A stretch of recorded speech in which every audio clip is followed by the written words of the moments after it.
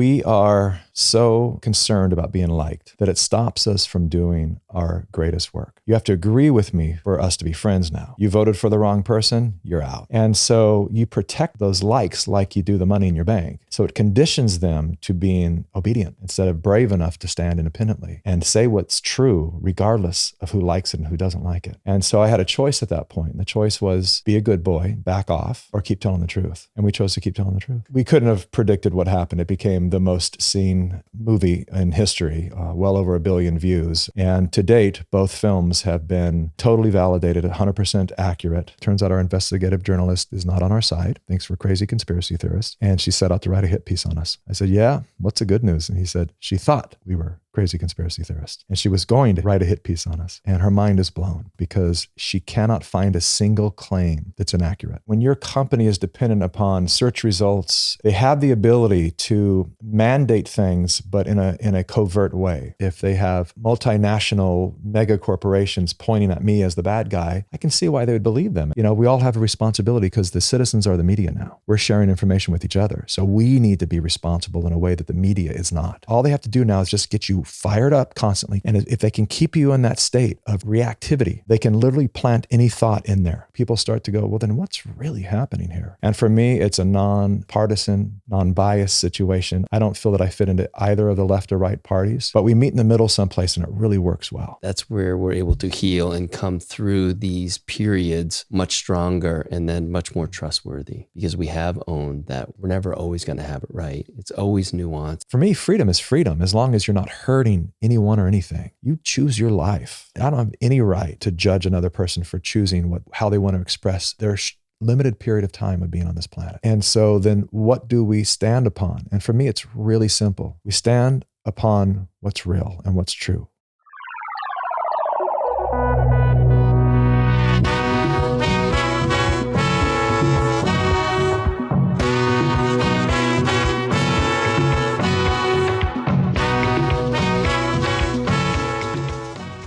Hey, buddy. Hey, buddy. I'm looking forward to catching up. I am too. It's been too long. Yeah, it's, well, Mikki obviously knows this. So today we have Mikki Willis on and we saw each other at my 50th a few weeks ago and we hadn't seen each other since the beginning of summer because I was gone and then you've been busy, I've been busy. And as we were starting to catch up, I had the idea like, let's not catch up right now. Let's catch up in real time on the podcast. And so there's no prep for this one. It's just coming in like with the open heart and curiosity and just can't wait to hear about all that you've been up to because I have an inkling of some of it, obviously, but really excited to share with everyone the work you're doing and where you are in the process and what it's meant to you. So thanks for being on today, brother. Thanks for having me. Yeah, now since I last saw you, you released Plandemic, the book. The book. Yeah, it's doing really well. And so let's talk a little bit about that. Okay. And on it says Plandemic, 100% censored, 0% debunked. Fear is the virus, truth is the cure, which, very on brand, we have our coffee mugs that share that. Cheers, brother. So tell us a little bit about the book, how that came about. And I know it's very interesting the way it was authored. I love that. Yeah, for me, that's what makes it so interesting too, is that it took a turn. And that is the publisher of Judy Mikovits's books reached out and said that they were interested in creating a book around Plandemic, which I just, at first glance, I thought that sounded like a terrible idea because I said, what do you mean? Like the information that was in the movie? They said, no, more like a behind the scenes, making of. And I said, even as a film buff myself, I don't know that I'd want to read behind the scenes of a documentary. Who cares? And sure.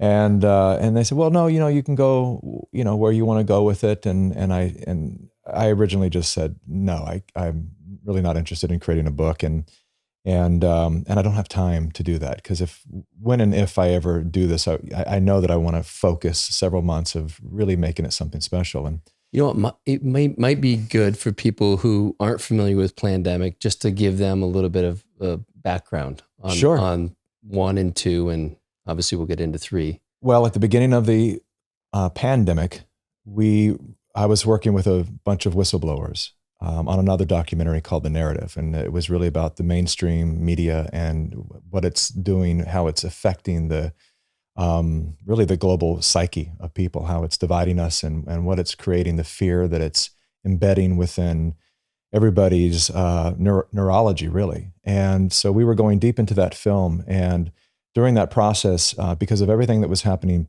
politically, the whistleblowers that I was working with were all speaking amongst themselves and communicating on these encrypted, apps that we were communicating through. And they were all saying, be aware of another 9/11 size event that's going to take place, that's going to distract our nation and our world. And so I dug into that, and I said, well, what makes you think that, and why are so many of these whistleblowers, very intelligent people, so certain about this? And I started to look into it, and I said, yeah, this makes sense, that we're going to have some form of a false flag. A false flag is meaning a staged event that then creates an environment on which politicians can create policies that otherwise would not be possible due to the laws that we all vote in. But you can kind of override the laws once you go into an emergency situation and all of that. And so I started to look into it, and I said, yeah, this really seems to be the most opportune time for this to happen. And sure enough, 2 weeks later, the pandemic was announced.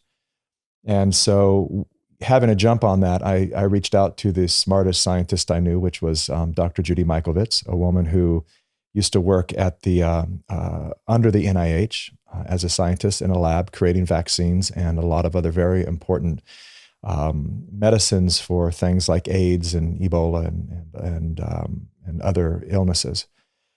And I reached out to her and I said, Judy, what's going on? And she started to break it down. And I said, yeah, that's what I have found myself. And long story short, we said, let's go record an interview, sit down interview, and get all this stuff out there so we can share it with the rest of the people, because by all indications, it feels like something really dark and very serious is about to happen on all of our lives. And we never doubted the virus. We never suggested that it wasn't real or any of that was a hoax, but we realized that politicians were going to leverage that situation for greater control and power. And so we released Plandemic 1 on May 4th, 2020. An intentional date because we, as we pushed the button on, we actually said, may the 4th be with us.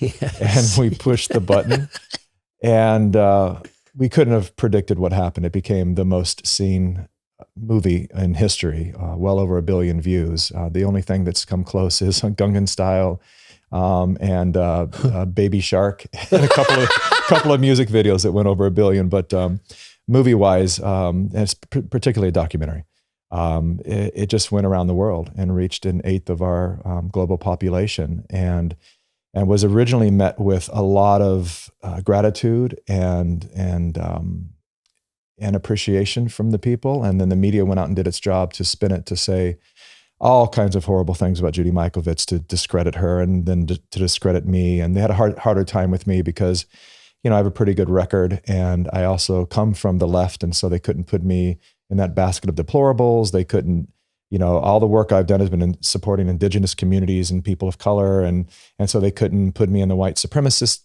basket. They couldn't do any of that. So they just did their best to convince everybody that I was out for profit and some kind of, personal gain that way. And they were very desperate, finding, videos of my 50th birthday where they suggested that it was a cult gathering, and that my wife's beautiful surprise dance that she did for me through the 5 decades of my life was, she was a Jezebel, and there was some kind of dark magic involved. And it was really nuts, the extent they went to get people to not like me and not like Judy.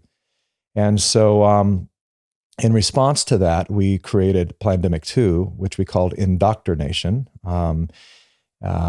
And that one, we focused on the media, the fact checkers, and the game. I'm a 30+ year media veteran, so I know the game very well.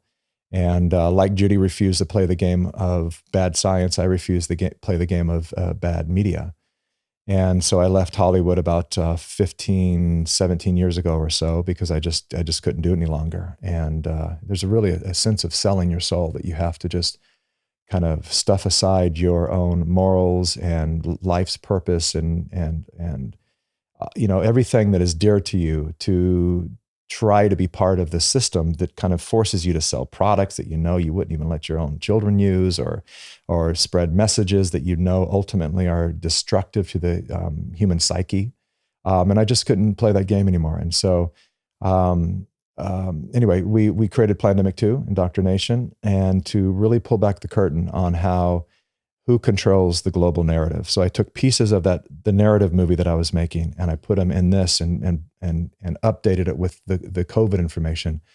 And to date, both films have been totally validated, 100% accurate. Anyone who dares to do their homework and get in there and research it. We've put financial challenges out online to anybody who could prove one claim to be inaccurate, and nobody could. And so now we're at a year and a half later or plus, and the tide has turned dramatically for us. And so I think the last time I was here, it was just a very, very challenging period of just, it's hard for people to understand what it's like to be attacked by half of the world, particularly all of the major media outlets that continue today to write major hit pieces on me, Vice and New York Times and LA Times and all of them.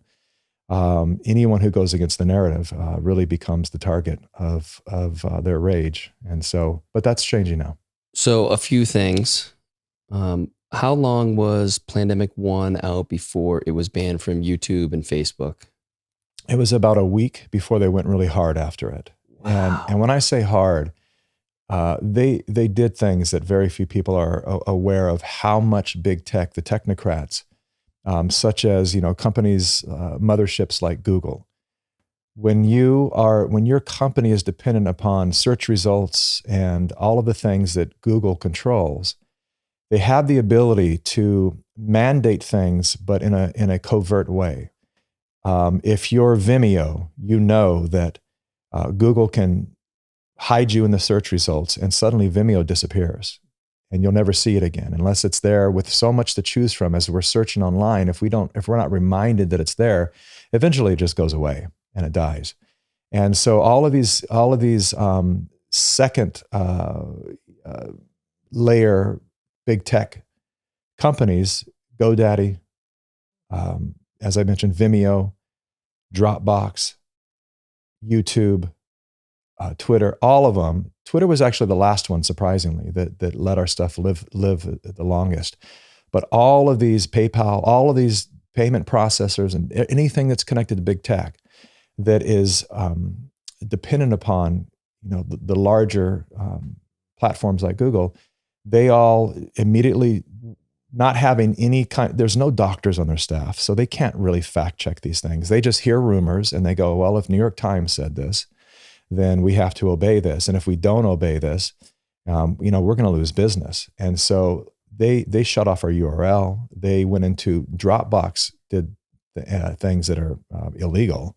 As far as I know, they went into our private password protected files that weren't even public, just private stuff that we were storing data on to share internally, and they deleted everything. And it was just, the attacks were relentless. Like that. I just want people to think about that for a second. Like, Dropbox just deletes these files. And I know we've talked about that. There was some really interesting footage that you had there that you can no longer find on the internet. It has literally been scrubbed. Yeah. The fact that they have the power to do that is terrifying, which makes, it's a whole nother conversation, but makes what's happening in, Web3 and the blockchain space very interesting. Mm-hmm. for a lot of us. So this may or may not have, any valid foundation, but interestingly enough, it was a lot of the Bill Gates stuff that went first and went away forever. And so, is he behind that? There's no way that we'll ever find out. But it was interesting that that was the stuff that there were things they left living and standing. But so not everything was wiped. Not everything. No, wow. Everything regarding Bill Gates was immediately taken out. And so you never know when you have that much money, it's hard to say what he's contributed to these companies. He's invested in just about everything that has any kind of authority. And when you do that, you have some ability to make a phone call and say, listen, I don't like what these guys are saying about me. Get rid of it now, or lose that additional funding that's coming. Yeah, for sure. And listen, for people, if you haven't heard the previous episode that Mikki and I did, please, we go deep into kind of what, his awakening, which was tied around September 11th. And, it was really just a beautiful podcast. So I recommend anybody who has not heard that to please go back and listen to that, because we're not going to get into all those details today. But I'm curious, when you were saying you don't know what it's like when all these major networks and media companies are coming after you, can you try to put into words like what? Like I can't even imagine. I know what it feels like when someone says something online that is a little triggering in the comments, which doesn't even happen that much. Like I can't grasp what that must feel like. So could, in the best way that you can, share that. Well, ultimately it's turned out to be one of the greatest gifts of my life. And the reason for that is this: we are so concerned about being liked that it stops us from doing our greatest work. That primal, intrinsic desire to be accepted by tribe it's a very slippery slope, to where, especially in an age where agreement has become the paramount glue between friends. You have to agree with me for us to be friends now. Mm-hmm. You voted for the wrong person, you're out. And because people know that, they're very cautious about, that's why they have the term, fairly new term, virtue signaling. Yeah. Right? Because they want to constantly signal to their tribe that I'm with you, I'm good, I'm part of you, I agree. And then it's no coincidence either that back in, I think it was 2008-ish, I was developing a digital distribution platform to help conscious movies that make a difference, cause-driven movies, help them reach a greater audience. And so I was deeply involved in learning UX, user experience, for internet technologies. And because I was so in tune to that at the moment, it was right around that time that Facebook changed their button. I don't remember what it was originally called, but they changed it to a like button. And I just remember thinking, that is so, now we're so used to it. It's just part of the lexicon, so we just accept it. But in the moment, it was just really a weird choice. Like you like me? These people like me? What an odd thing. It's not like we're connected or whatever. It's just, I like you. So now we're all striving for likes. That is all, I believe at this point, it's very clear that is all part of the psychological manipulation to get us addicted to being liked. And so now everyone out there is striving for likes equal money, equals fame, equals attention that people are deprived of, or whatever it might be, status. And so you protect those likes like you do the money in your bank. And when you lose likes, YouTubers and people are constantly looking at, oh, I said something wrong. Let me go back and let me rephrase that, because when I say that, then the likes go down. And when I say this, the likes go up. So it conditions them to being obedient to the collective, instead of brave enough to stand independently and say what's true, regardless of who likes it and who doesn't like it. And so this situation for me was the thing that broke that for me. I didn't realize how addicted I was to being liked. It was a big thing for me because I've always been a nice guy. Yep. And just a guy that could have conversations with just about anybody. And so to suddenly have people that were just citizens being vile, I mean, literally saying, horrible things about my children, I should be locked up. My children should be taken into protective custody. My wife is fill in the blank, whatever, just really vile, hateful stuff. And then to see the biggest publications, Rolling Stone, New York Times, and all these publications coming after me. I'm just like, I'm a dad. I'm a filmmaker. I'm not anything big. I'm not rich. I'm not how am I such a threat to this $1 trillion establishment when I have like 3 employees and we just make movies that tell the truth? And suddenly I'm a target of theirs. What did I do? I told the truth.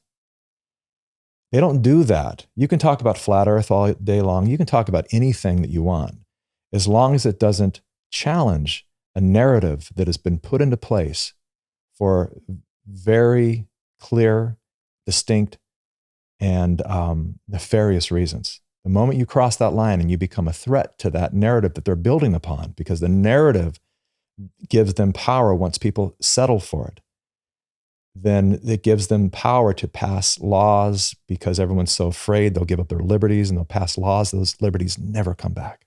They don't. So all of that, as I got a full grasp of the game, I started realizing, well, this is it. This means we're over the target. And so I had a choice at that point. The choice was be a good boy, back off, or keep telling the truth. And we chose to keep telling the truth. How long were you kind of under attack before there was that moment where you're like, okay, you have all this incoming, which is super challenging to hold, especially when they're bringing your wife and your kids and that into it, until you were able to say, you know what, this is, the light bulb has gone off, and now I know what I'm here to do. What was the question? When? Yeah. How long did you feel like you were in that space? It went after Plandemic 1, when it was really got out of control and it was all over the world. And then to see, foreign nations talking about this, this guy that lives in a little town of 8,000 in Southern California. And you see, people across the nation doing shows about you. It's weird. Wow. And especially when you turn it on and you make the mistake of listening to what they're saying and just going, this has nothing to do with me or my life, my intention, why I did this. Or did you even watch the movie is the question usually. Like, did you even watch it? And if you did watch it, did you happen to do any research on the points that you're convinced are so ludicrous? And some of the key points were that the virus was manipulated in a lab through gain-of-function research. These are the main points. And that Anthony Fauci funded it through NIH. All the stuff that's known now. Known. And so because we were right on the money, that's why it was such a threat. And so in answer to your question, it was a gradual process that was an up and down roller coaster ride, really. It depends on what's happening in the moment. Because it was just, it'd be around people that got it and a lot of doctors reaching out, and then you just feel really good and really confident about what you're sharing and the path that I was on. I felt good about it, and then somebody says, oh my God, did you see what they just wrote about you? And you look at that and you just, part of me, there's several times that I thought my life would be so much easier. Yes. I just want to coach Little League. I just want to spend time with my boys. I don't need to do this, but something hit with Plandemic. And if I close that window, it may never open again. And so I now have the responsibility to optimize these opportunities and to do my part in leaving this world a little bit better for my children and everyone else's children. And if I don't know that I'll be ever be a fulfilled man. I'll look back at 60 or 70 years old and just say, what could have happened if we would have just stuck to our guns, stayed true, and kept telling the truth? What could we have accomplished? And I didn't even want to have to answer that for myself. I just thought, we're just going to keep doing what we're doing.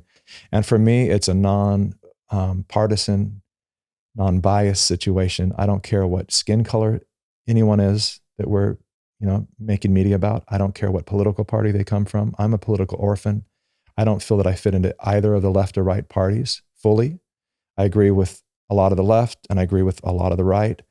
And I'm perfectly honest. That is when I say I agree with the left, I agree with where they are classically, where they're moving to, and where they've moved to in the last couple of years. I think it's frightening. And so I think it was Ronald Reagan who said, "I didn't leave the party left me," and I feel that way because I was a card-holding member of that party on the road, traveling with Bernie Sanders and Tulsi Gabbard, supporting them with my media. And that's kind of when the curtain was pulled back for me, that I realized there's This is not what I thought it was. This is, as George Carlin said, this is all a big club and we're not in it.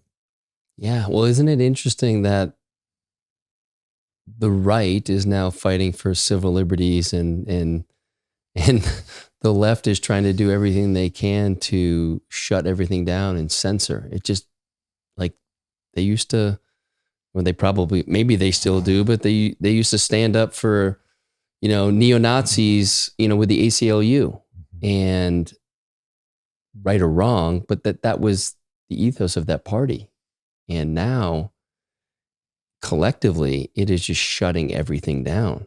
Well, you just classified it properly. And that's one of the things that get lost in nuance is that we tend to conflate a lot of things. And that's a major problem within the way that we comprehend things and the way that we communicate things. We conflate things. And so there is, you can say there's conservative and there's liberal. There's Republican and there's Democrat. And then we have the left and the right. And so you call it the left, and that is important to call it that because there are a lot of liberal values, classical liberal values that we can all get behind. They make sense. Mm-hmm. And they actually support our forward momentum. And when you really look hard at the conservative values, they make sense. They're about family, they're about freedom, individual liberties. And a lot of the things that I thought were based upon greed, I've since then learned is not. There's a lot of things that conservative movement stands for that, just take, for instance, big oil, right? Something I used to just think was just the worst thing ever. It needs to be stopped right now. Now understanding, having done my homework and understanding that there is a time and a place where we'll need to phase that out and replace that with alternative energies when that time is right and when it's viable for us.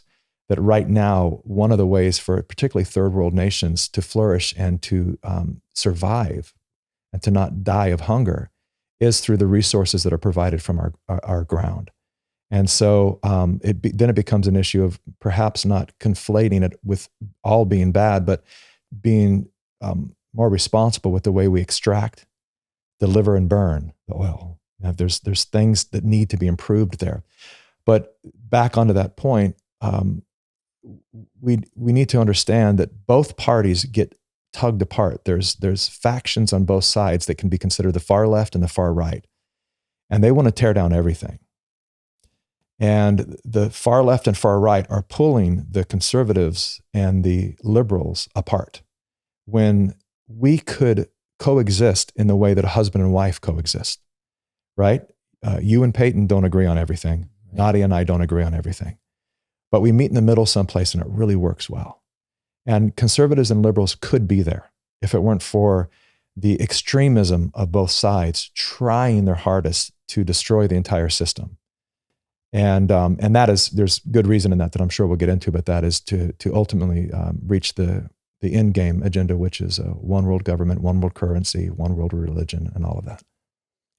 Yeah, and it's the those factions on the far ends of the spectrum. I mean, their whole, as you said, their whole ethos is to disrupt, and the way our media is, particularly social media, they're the ones who are getting the real, the ability to go viral. Mm-hmm. And those are the ones that seem to be speaking for the group, which is, as we know, is not true. Yeah. We know a lot of Democrats, Republicans, liberals, conservatives here in Austin that are our friends. Yeah. And they don't speak that way.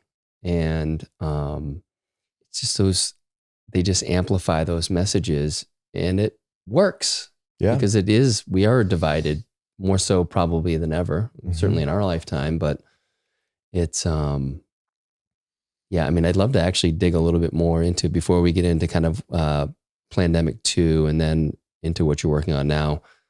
I'd love to get your thoughts more about what this agenda is. And again, I think we touched on it briefly before, but people have a really difficult time thinking there's this orchestrated plan that's being kind of that's unfolding. And I think when they understand that it doesn't have to be super coordinated, but when you have the people of power that largely we don't even know who they are, they're that powerful that they're invisible. When their interests are all aligned, and it all really comes down to control.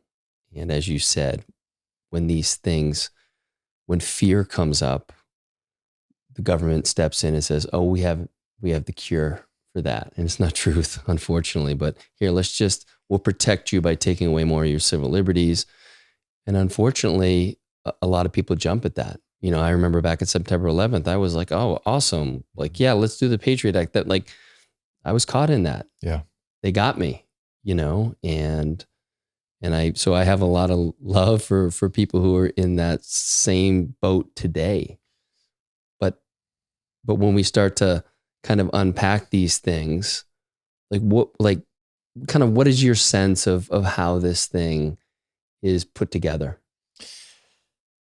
You're right that it's been one of the barriers for people that are struggling to make sense of what's going on. When they hear anything that sounds like a global conspiracy, they tune out. It just sounds unreal. Even though this has been the case since the cradle of civilization. This is forever. There's always been parties conspiring against other classes of parties. So we've always had the elite class and the working class, the slave class, the master class. We've always had these divisions of classes, and it's always been a power play. When you have that kind of division of power, the slave class is always going to be plotting a way to overtake the kings, and the kings are always going to be plotting a way to keep the slaves enslaved. It's just part of the power play. And that's the root of the issue, is that we're even in a power play at all. And that, we can trace that back to, I think, a real unconsciousness of the ego, that people don't have a sense of trust and faith in their own path, that they live most of their lives feeling insecure, that their livelihood will be taken away. And then they start to do everything in their powers to keep what they have, and to keep if that's power or personal belongings. And so it's not far-fetched at all to suggest that we have that's still taking place. It's always been taking place. And to some degree, it will always continue to take place. What's changed is we have technologies now that allow us to communicate with each other. And that didn't exist before, when all of these takeovers and grand conspiracies were in play. So back in the day when we had 3 news networks, it was very easy for them to share one story on 3 networks that then got distributed out to all their affiliates. And that was the word. And then we find out 50, 75 years later, that's not exactly what happened with JFK, and that's not what happened with Martin Luther King, and almost everything is not exactly the way it happened. And that's just, that's a real testament to the control of the narrative. And so now, what's changed a lot too in the terms of technology is our ability to annihilate the entire planet. And now, before, when it was a localized war and we're just shooting at each other with explosives and guns and cannons or whatever, you could send a bunch of soldiers out to the battlefield and they could battle it out. And then you determine who the winner is, just like a sporting event. And you say, okay, great, you won. So you get the power now for a little while until we get back at you. Now, these nations that are seeking total power, they understand that now, with the push of a button, we can all die. And so they had to shift the style, the tactics, the tools, the weapons of war. And one of the most deadly weapons of war is the psychological war. And that's what people don't understand, is that for decades now, they knew that this time was going to come when we can't afford to be in a nuclear war with China. That's the elite that are, I would say, at the helm of this. They know that threatens their existence and their bloodline. And so what is another way that we can do this? Well, we can cripple another nation economically, socially, through health. Like right now, I think we're going to see in the next couple of years, we're going to see half our military dealing with health issues. And that's all starting to creep up right now. And why half the military? Because half the military got vaccinated more than once. And we're already seeing the numbers on that. And at this point, if someone isn't seeing that, that means they're watching CNN or MSNBC straight. Because if you tune away from those channels, and I don't mean any of them are good, I don't watch any of them really, Fox or any of them. But those two are the biggest mouthpieces of the propaganda.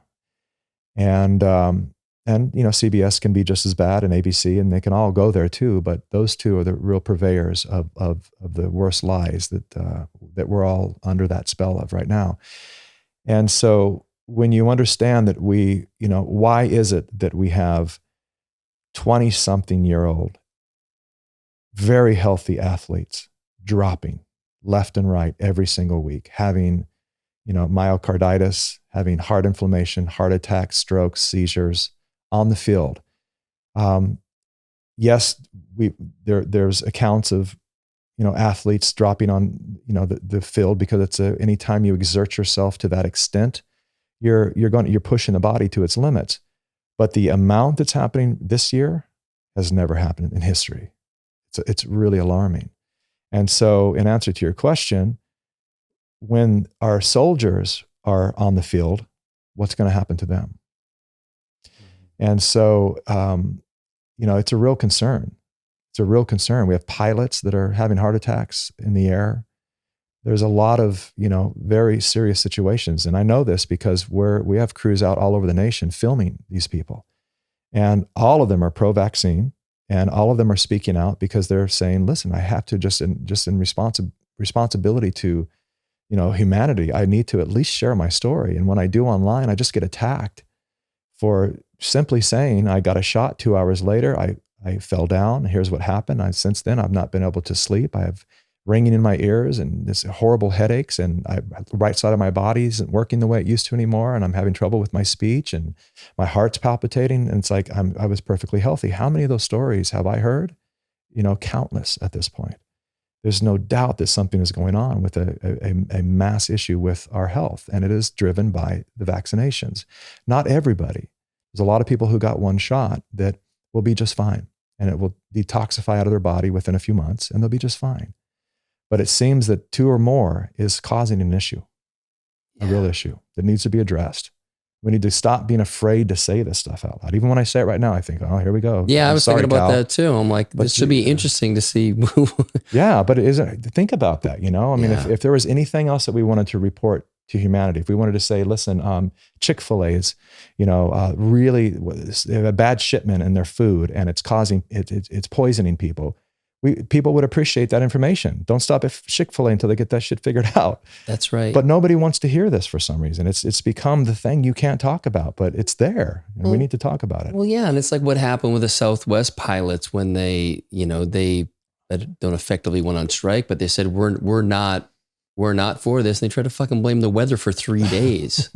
Yeah. What in so amazing that you and your team are there filming this, because you will not see it on any network. And dude, visiting a friend recently, and I walk into the living room and CNN is just on, like they're fucking 60 years old, and this is what they're not 60 years old. And so I watched a little bit, like go on. Oh, we have to all the time. Yeah. I was like, oh my God. Oh my God. I know. It's like, it's like something out of The Onion. It's so unreal. They just keep dosing people with it. And it's the drug. My mother and father-in-law, two of the most incredible people on the planet. He's in his 80s. She's in her 70s. And they're both, they're both from the medical fields. Okay, they have different. She's an RN, and he's been retired for a long time, but they know about medicine, and yet they'll say ivermectin is a horse dewormer. And what channel do they watch? CNN. And if this is driving real doctors crazy, because this has been one of the breaking points for a lot of doctors of saying, again, here's another medicine that we know inside and out for 40 years, won the Nobel Peace Prize. It has a 85% effective rate for treating COVID as a prophylactic. I mean, it's like, it's just there. The science is there. And is it the end all be all? No, nothing is. But to say that it's ineffective and that it's actually dangerous and that it's made for livestock, most good medicine is dual purposed for livestock and for humans. So that whole conversation is just bogus. And doctors, anyone in the medical field knows this. So the fact that they would peddle that on the public is one thing. The public doesn't know if that's real or not, but doctors are listening. And it's actually a good thing because it caused so many doctors, my email box and phone rings off the hook from doctors all over the world every single day, reaching out saying, here's new information. I just walked out of my hospital. I was the director of a major hospital in Chicago. I got to let you know what's going on there. They're just all becoming whistleblowers because they're saying, I can't participate in a system that is knowingly lying and that's ultimately putting people at risk. And when the mandates came or not the mandates, but when the FDA passed for 5 to 11-year-olds, this was another deal breaker for so many people because they just said, how do you take, God, this has nothing to do with science. How do you take a class of people, an age category of people that are literally at near zero risk, point something, which is, all of us have a point something chance of, having a reaction to everything we eat, it's coffee I'm drinking. I have a 0.4% chance. I did a good job with it, so you're probably safe, but you never know. Thank you. But you know what I mean? So, right, that means literally nothing on the scale. It's never going to be zero because there's always a risk in everything. Breathing this air in this room gives us some kind of a risk. Who knows if there's mold or what's here, right? Yeah. And so that really woke up a lot of doctors because they just said, this makes no sense. It has not been tested. We don't have enough years to be able to evaluate the long-term effects. And we're going to compromise all of our children and their immune systems when they're not even at risk. Like that's when people start to go, well, then what's really happening here? And that's the first question people need to ask is what's really happening here? And that's the beauty when they get so audacious with how much they want to push this agenda that each line they cross like that, they wake more people up. They do, and it's kind of sad that it has to be that. But at this point, I just say, go faster, more, please. Just bring it on. Keep bringing it because every time they do it, tens of thousands of people go, that's the breaking point for them. They're on the fence and they jump off. They go, okay, that's it. Now I know something's going on. And I hear from those people. I had to hire somebody and pay her a monthly salary just to go through our emails, our Plandemic emails. Amazing.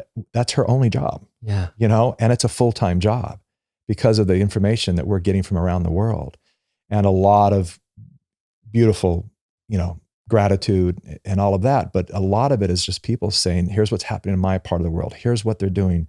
And it's extraordinary of what they're doing that, real quick story is I have one of my former partners, directed a very well-known movie. And we were partners for about 3 years and he lives in Melbourne, Australia. And he's one of the most intelligent young men that I've ever encountered. He's just off the chart genius. And shortly after the release of Plandemic 1, he reached out and he said, he wrote me a beautiful letter because his name is Drew and he's a beautiful person. And he wrote me a beautiful letter that ultimately said, I'm disappointed in you, friend. I've always really respected you and what you've just done is very dangerous. I know people that are dying and this is very insensitive. And I don't know, what's gotten into you, but I'm really concerned. It was kind of one of these letters and not the only one that I received, trust me. And I reached out to him and I just said, I appreciate you reaching out. And I appreciate the cordial approach and your honesty within this. And I really encourage you to look deeper because there's more going on here than you're aware of. And I think you know me well enough, Drew, to know that I would never put something out of that nature without really doing my homework. And stay tuned. You'll see what I'm talking about. Several months goes by in Australia. For those that don't know, Australia is just in complete fascist police state. People get arrested for saying stuff online, for pulling their mask down to sip a cup of coffee, for being allowed to be out 1 hour a day for exercise. And if they stop doing jumping jacks too long, the police surround them and give them a ticket and a warning. And the next time they haul them off. I mean, it's a real serious thing that's happening in different parts of Australia. And so I reached out to him at one point, and I said, "Hey, Drew, just curious. This is a year after the first release, Plandemic." I said, "Seeing it yet?" And he wrote back, "Seeing it? Yeah, I'm seeing that my country is doing everything to eradicate this virus and is doing, he loved what his country was doing." And I said, "Wow, really? Wow, that's okay. Well, it's a whole other perspective." And then when my book came out, Drew's mom wrote me a letter and just said, "We're so proud of you and we're behind you and keep going." And I was like, "Whoa, wait a minute." So her name is Jo. I reached out to Jo and I said, "Jo, I said, I'm really, thank you for your support. I'm kind of a little surprised because the last time I corresponded with Drew, we weren't on the same page." And she said, "Yeah, Drew's sister and I, we're really working on him. He's really in denial. Even though it's right in his face, he doesn't see what's happening." So I said, "Well, okay, if there's anything I can do to help, let me know," because I really love Drew and his family. And a couple of weeks ago, I got an SOS from a woman in Australia. I've received 3 of those now, literally SOS. Please help us. You have a big platform. If there's anything you can do to help us, I'm taking a risk just sending this to you. So please, help us. Like they're building camps here for the unvaccinated. They're forcefully vaccinating our indigenous people, Aboriginal people. And it's gotten really, really ugly. And so this one video was very compelling that this woman sent me, and I sent it to Drew and I said, "Hey, Drew, I'm just curious, what's your take on this?" And he writes me back a long letter. Basically, I'll cut to the chase, but he says, "Now that I have 5 friends who are injured by the vaccine and my wife is one of them, I'm listening." Fuck. Yeah. So she's in her 6 months now of what she says are pins and needles through her entire body. And they have determined that it is, one doctor tried to tell him, "Oh, it was COVID related." She's like, "I don't think I ever had COVID." And they checked her, sure enough. And turns out Drew wasn't vaccinated. And they said, "Well, you must have had COVID then, and you were an asymptomatic carrier and you gave it to her." They checked him out. He never had it. So they said, "What does that leave us with?" Well, must be the vaccine. This is very rare though. This never happens. And of course they tried to, and what did the doctor say? "You should probably get your second shot and maybe it'll take care of it." Fuck, dude. So they called me and they said, "All right, send us links, send us data. We're now really open because something is not right here and we need to know, what's really happening." And so now we're engaged a year and a half later in a real honest sharing of information. But he had to experience that first. His wife, Jenny, had to experience it first. And they were really good people.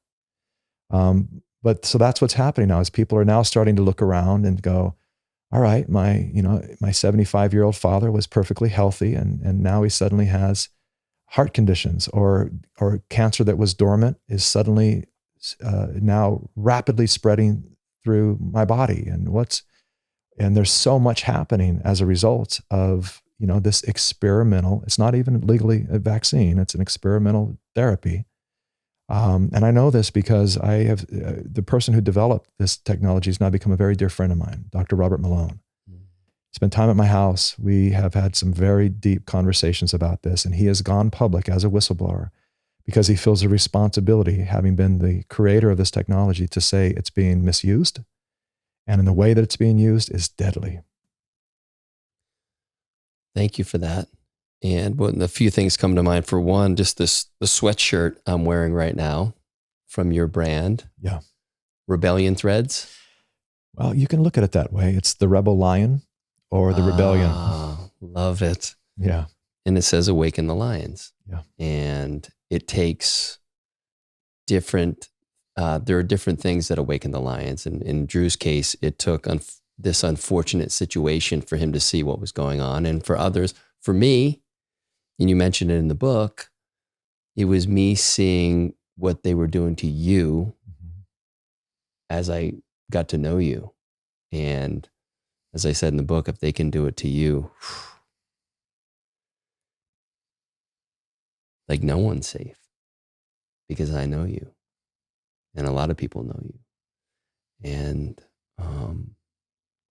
yeah. So thanks for doing your part to awaken me and the other lions out there. Thank you for being open, Cal. That's why I included you in my book too, because that was a very important thing that you said to me. And I've just, even when this was new to you, it's a testament to who you are. I know a lot of people that listen to your podcast know you personally, and there's a lot of people who don't. And the one testimonial that I want to give on your behalf is that I meet a lot of people that are public people. And surprisingly and not, a lot of them are not who they are off camera or off mic. And you are, and then some. And the quality that you have, that you hold as a man, I've told you this before, but it's worth saying again, is a quality that I wish more men would adapt, or I would even say return to. Because you're a highly successful, highly intelligent, educated man that is also incredibly humble student at the same time. You're worthy of teaching because you know a lot, but you're always open to learning and to unlearn. And it's no coincidence that that's the name of your podcast, because it's a lot of it is about unlearning.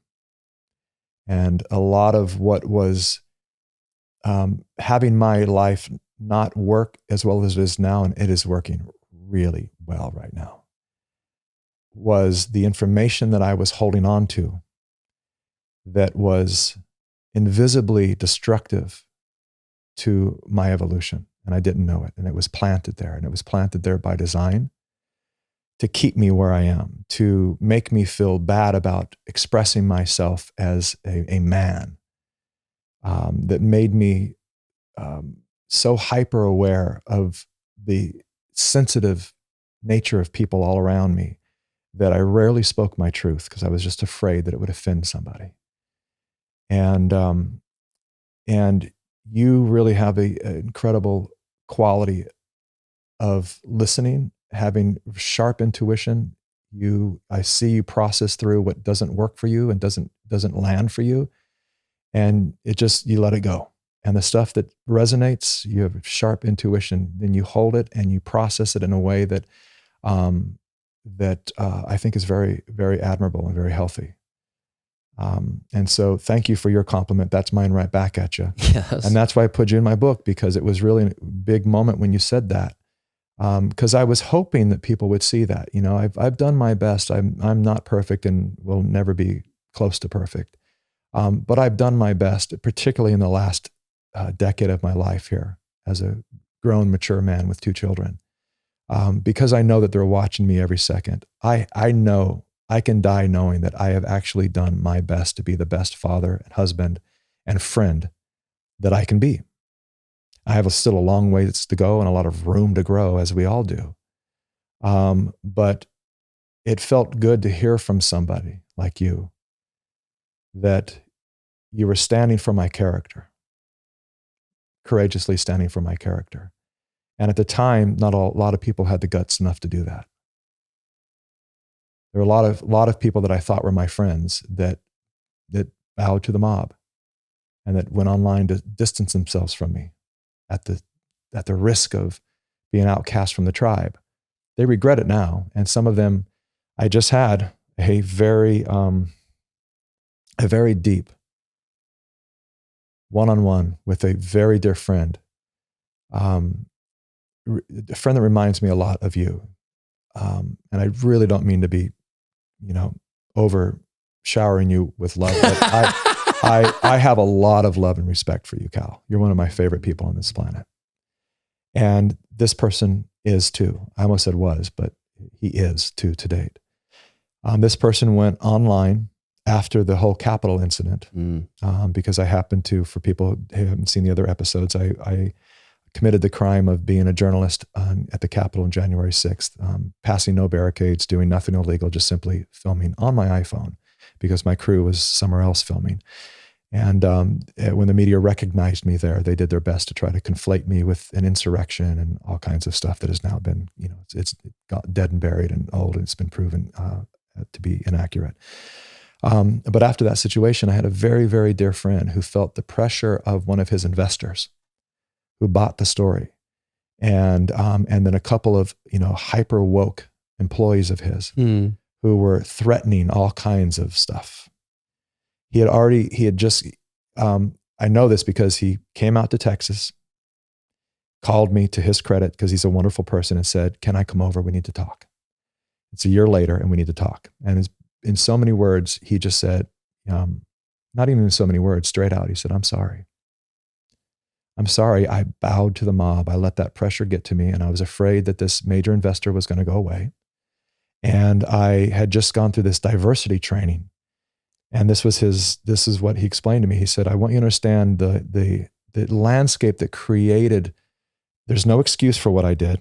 He was taking full ownership, but he said, here's what was going on in my world at that moment that led me to making a choice that I really regret right now. I just went through diversity training, and this is one of the most loving people you will ever meet. I know him really, really well, and he loves all people, not a racist bone in this man's body or sexist. He's got a super woke partner, and he said, want to do this diversity training. Well, they analyzed his company and actually wrote this 6-page letter or something like that said, we don't think you guys should hire any women of color because you'd be harmful to them.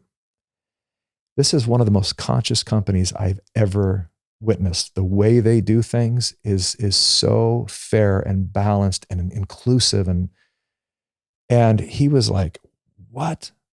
I've never had anyone suggest that about me ever, that we would be harmful to a woman of color if we hired them. Why? And he couldn't get a straight answer for them. Why? Why do you think that?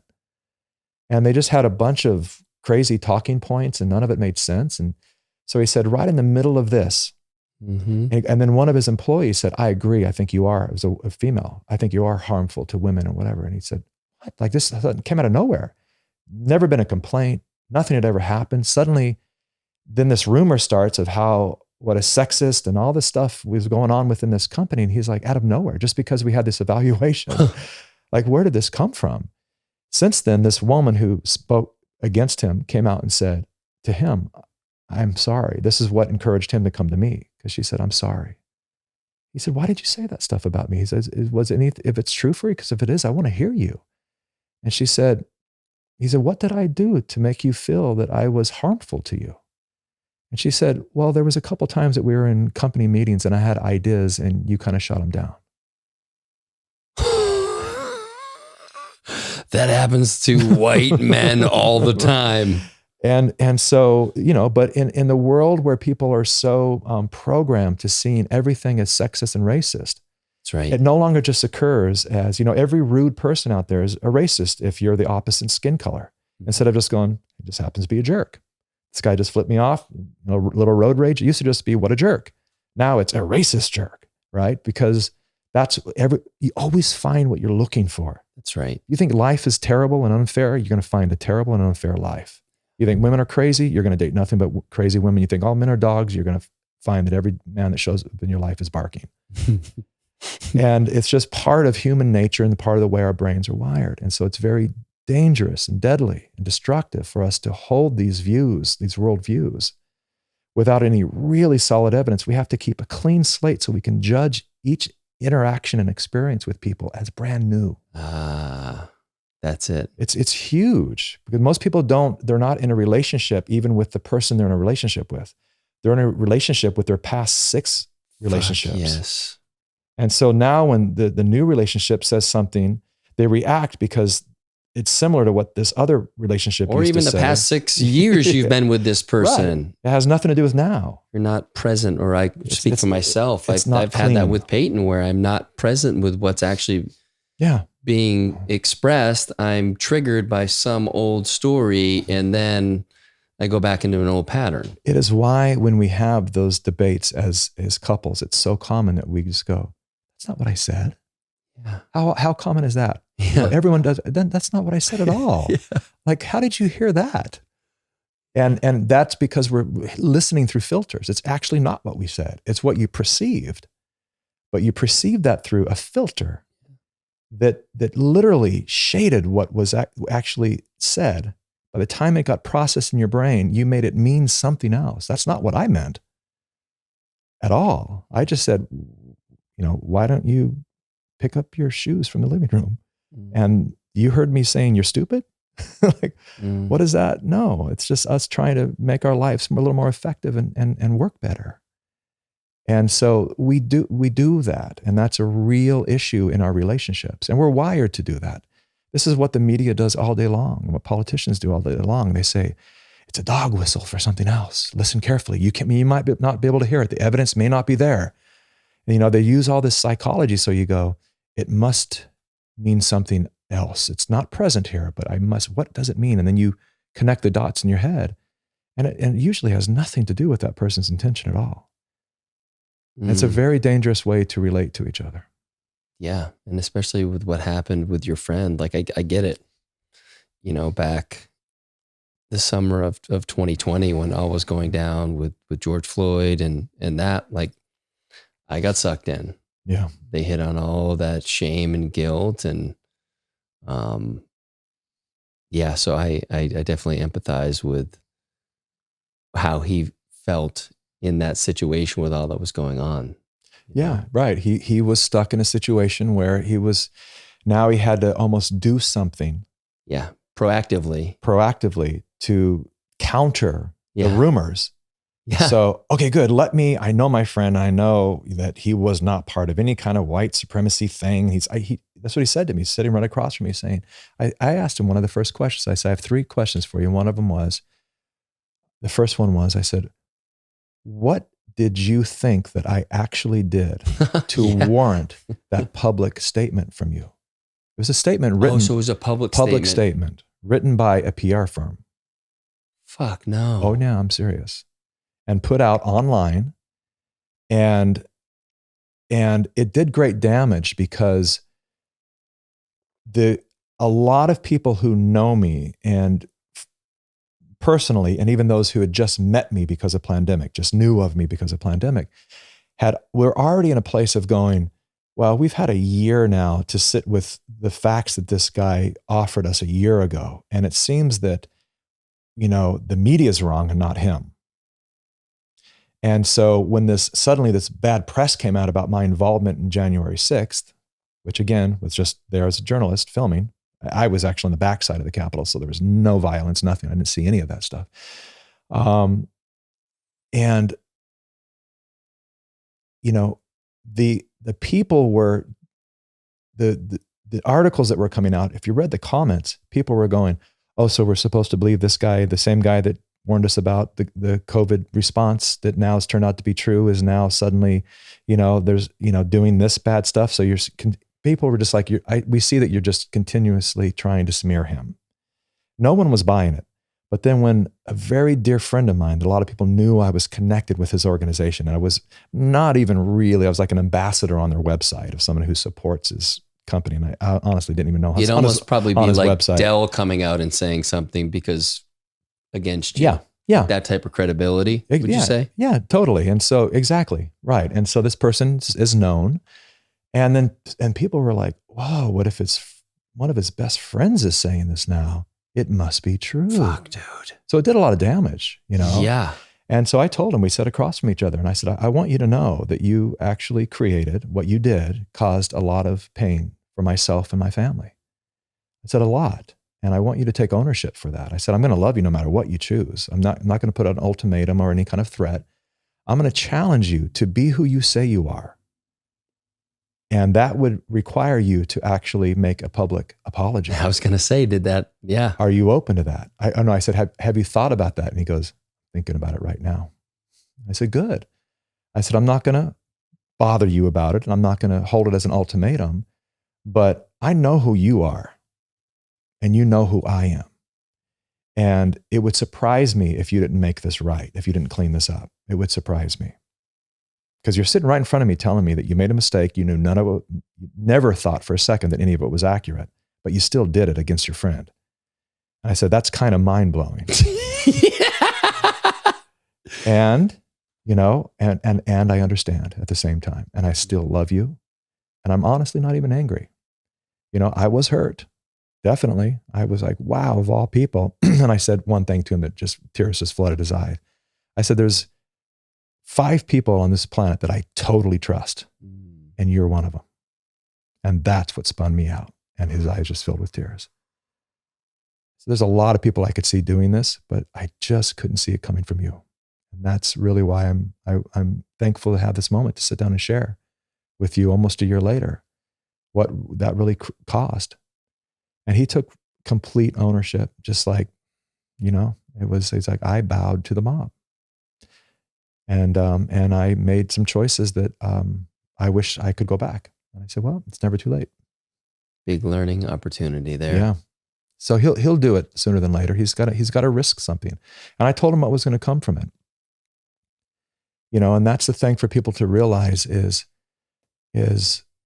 when you step out, you get instant backlash. And if you keep stepping out, if you then show, it's like dogs smell fear.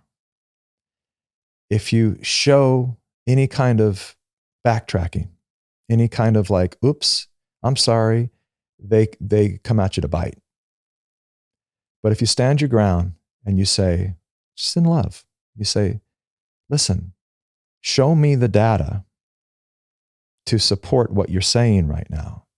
I'll show you other data. And if we can at least reach a point where we can agree that, you know, there's truth on my side and truth on your side, maybe you can let go of that rage because you actually don't have the righteous position to hold that you're attempting to hold right now because the data is not on your side. And above all, you know, it's important for us to have these conversations where it's not even about the data too. It's just about honor and integrity. It's like, is what you do, does it feel right to you that you did that? And that's what I asked him. Does that feel right to you? He said, not at all. It never did. And when I asked him, what did I do to warrant that? He said, actually, nothing, really nothing. And I said, well, so why'd you do it? And he said, because the pressure from the mob, you know, and it was just an easier thing to do in the moment. And so I think it's, for me, that brings to mind something very important that we all should consider sooner than later. I know people listening to this podcast, some agree and some disagree, and that's okay. We can disagree. And I know that some people listening to this podcast that disagree have probably shamed people in their lives, subtly or maybe dramatically. And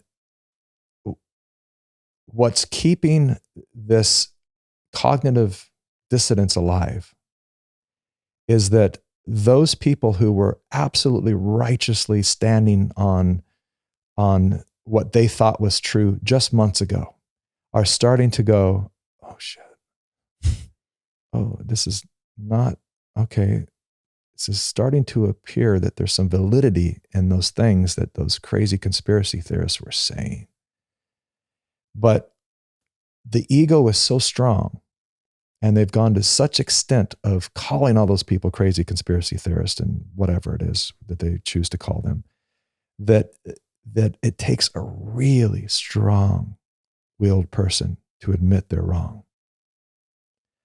But if they don't, it's like digging a hole deeper and deeper and deeper. And all this stuff is coming out, and it's going to be really clear a year from now. And there are going to be some people who stood. It's very admirable when somebody comes out to say, that thing I stood for. Like when I came out, I was one of the biggest promoters of Bernie Sanders. And when I came off tour with him, I realized this is actually not someone that I support any longer. I think he's going to sell out, and he's continued to do that all along for corporate interest and for, and he's like Elizabeth Warren did the same kind of a thing. I was a super fan of hers, and I'm just like, wow, they're supporting everything that they said that they fight against. This is weird. When I came out to apologize, to say, I promoted Bernie Sanders, and I now changed my mind. And I want to take responsibility for any misinformation that I was responsible for spreading in the world, because I withdraw my support. I have my right to do that. He's a politician, and I want to publicly say I'm sorry, because I no longer feel the same way about him as I did before. There's qualities about him as a man that I still like. I think it was wonderful with his grandchildren and watching him, behind the backstage and all of that. I think there's some wonderful qualities about him. I just think it's his policies that are very dangerous, and I know where they lead, and that's the problem. But coming out, it was so liberating for me to take responsibility. I could have just held on to that and moved away from it, but I had to come out and say, I'm sorry. I take responsibility for the messaging that I was uneducated at the time. And I was just going off of feeling, and I was going off of the need to have a politician that we could trust. And it really felt like he was the guy. And being on the road with him, I realized there's just a lot of politician in him, and I'm sorry. And it's very critical that we start to consider doing that in our lives, because families are being destroyed right now. And it takes a really strong-willed person to admit to their family. But I highly recommend people try it, to say, I know that you've been trying really hard. I know that it's been a point of contention between us, and I haven't really listened to you. But it was the trillions of dollars of propaganda that was in my head.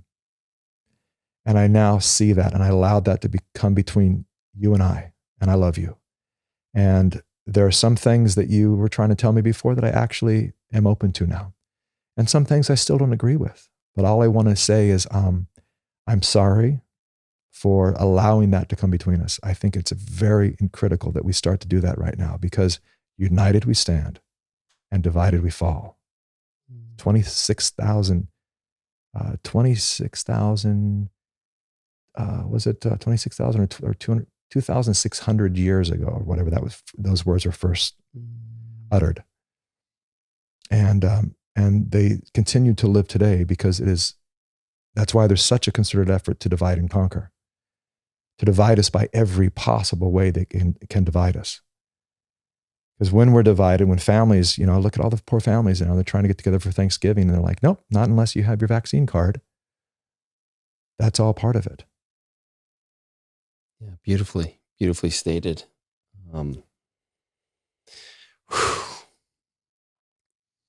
Yeah, that's a lot. That's a lot for us to hold, right? And I think the one thing that I really want people to take from that is, and I talk about this, I try to live by it, but I've reserved the right to change my mind, given new experience, new information, whatever it is. And I know that in just owning that I was wrong about this, and just like everybody else in those moments, we're doing the best we can with the information we have, and whatever emotional state we're in. There's all these things that kind of inform how we show up. And sometimes we're not proud of how we show up, but it is what it is. And I think making peace with that's where we're able to heal and come through these periods much stronger, and then much more trustworthy, because we have owned that we don't have it right. We didn't have it right. We're never always going to have it right. It's always nuance. There's always gray area. Again, part of my big unlearning is understanding that it's not black and white. And as you said, some things on the left I agree with, and some things on the right I agree with. And so can I be nuanced enough to, like you, be politically orphan or as my friend Connor likes to say, politically homeless, and not identify with either side. Because frankly, I would never care to, but I do think there's so much power. And that's just taking ownership of your own shit. And then that's where we get to step out into who we really are, because we're no longer defending this stuff that we don't believe anymore, much like your friend. Exactly. I have one little piece to add to this that might help some of the listeners out there, because in the same way that we've all been conditioned to being liked, we've also equally been conditioned to being right. Yes. And it's a huge thing. It's usually at the crux of every breakup and divorce out there is just someone righteously standing in, I'm right, you're wrong. And one thing that I have learned about these, dare I say, mind control programs, and some people will hear that and roll their eyes, but come on, by now, if you don't understand that, in the same way that we have, an entire industry out there to understand computer technology, which is literally synthetic thinking, we've had people for decades learning everything about the human mind. And it's the one thing that we, even though it operates our lives in such a huge way in our bodies, we know very little about our own minds. We know more about our smartphones than we do our own minds. We don't know how to clear them. We don't know how to get them to stop thinking. At night, insomnia is huge right now. We don't know how to steer them. One of the things I tell my children all the time is when they get stuck on something, I say, who's steering your attention? And just that question allows them to come out of, I'm a victim of my brother because he just did this, to like, who's steering your attention right now? I am. And do you choose to be upset right now? It's because you're choosing that. And it's okay. Nothing wrong about that. But just understand you're steering your attention towards, I'm a victim of what my brother just did. And where else could you steer it that might be healthier and maybe, alleviate some of that suffering, that anger that you're in right now? And so the one thing I have to offer is this, is I've done, deep research on these programs. One of them I feature in Plandemic 2, which was Operation Mockingbird. And that was really, the way that they infiltrated all forms of media, newspapers and radio. The CIA. And the CIA did mostly, yeah. And then they infiltrated all of the universities. Yeah, and give people some numbers that were actually paid that they admitted to, because it's staggering. So if you recall, it started in the 50s, and by the time it went to trial and was busted, I think it was 1972 or 73, and it was the person who was heading up the investigation was Frank Church, so it was called the Church Trials. Nothing to do with religion at all, just his last name, during this trial, it had members of the CIA that were put under oath and forced to admit that they had over 3,000 journalists, editors from newspapers and journalists. Everyone at that stage, there was, there wasn't hundreds of thousands of media outlets. There was just a few. So 3,000 is all of them. And they had them under contract with the CIA. They had to admit that on camera. That they were under contract. And so what does that mean? Well, then it was all about war. So it was they're running drugs and weapons and creating war, because war is a big machine of profit. And so they would control, today it's the big pharma that controls it, but then it was the industrial complex of military.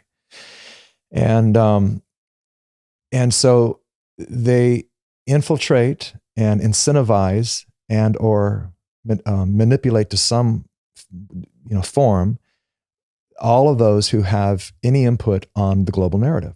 So if they want to start a war with another nation, they create a story and all the media reports the story.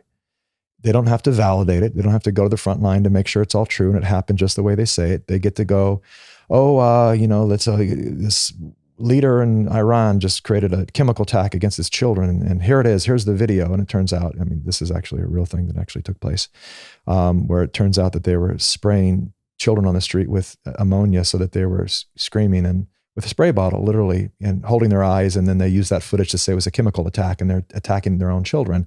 Let's go bomb them. And then the American people go, let's go bomb them. It's a way to manipulate the people to doing something that they otherwise would not vote for doing. And that connects to what the point I'm just about to make. And that is, these programs are designed for very intelligent people. So I have a lot of people that will reach out to me to say, I just don't get this. Like, my brother is the smartest person I know, or my college professor.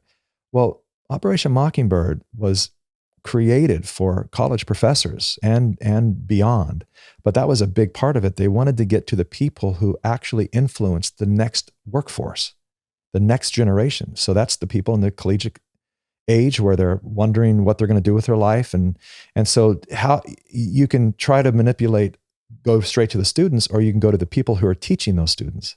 And so they really were able to manipulate a generation of college professors, which is why we have so much absurdity and coming from college campuses today. And so I like to tell people, and it helps them a little bit, it helps them to some degree get past that ego blockage by understanding these programs were made for people who care. It's weaponized morality. So it's made, why are so many people in the yoga conscious realm so blinded by what's going on? And I'll just tell you, that's true, because that's the community I come from. And so many of them are like, these are the organic vegan people that are now just shaming everyone for not wearing a mask, for not getting their second dose. And it's so weird to people because they're like, what? This person wouldn't even take aspirin. And now they're telling everyone to vaccinate their children. Like, what? This is a major yoga teacher or whoever it might be. And I don't get too mad at them, because I know that the programs are actually made for the compassionate and the intelligent. So it's weaponized morality. You have a lot of morals, you care.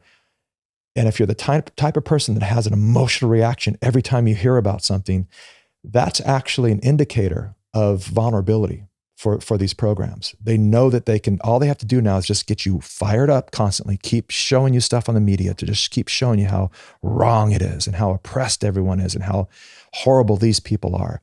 And if they can keep you in that state of reactivity, they can literally plant any thought in there. Because when you're in that state, you're in more of the fight or flight, and you drift away from your critical thinking capacity. And you then become susceptible to someone leading your thoughts. And then, like I said before, it's also made for intelligent people. So when people understand this, they don't want to be wrong and look stupid. But when they understand the reason that they were so far off the mark is actually because they're caring and they're intelligent. That gives them a little bit of a boost to be more willing to go, that's how they got me, because I am caring and I am educated person. So I didn't want to look stupid, but once they realized you're not going to look stupid, you're actually going to look strong by saying, I was wrong. Yeah. It doesn't mean you're stupid. It actually means you're highly intelligent. I think the reason I never bought into this crap is I'm not that intelligent.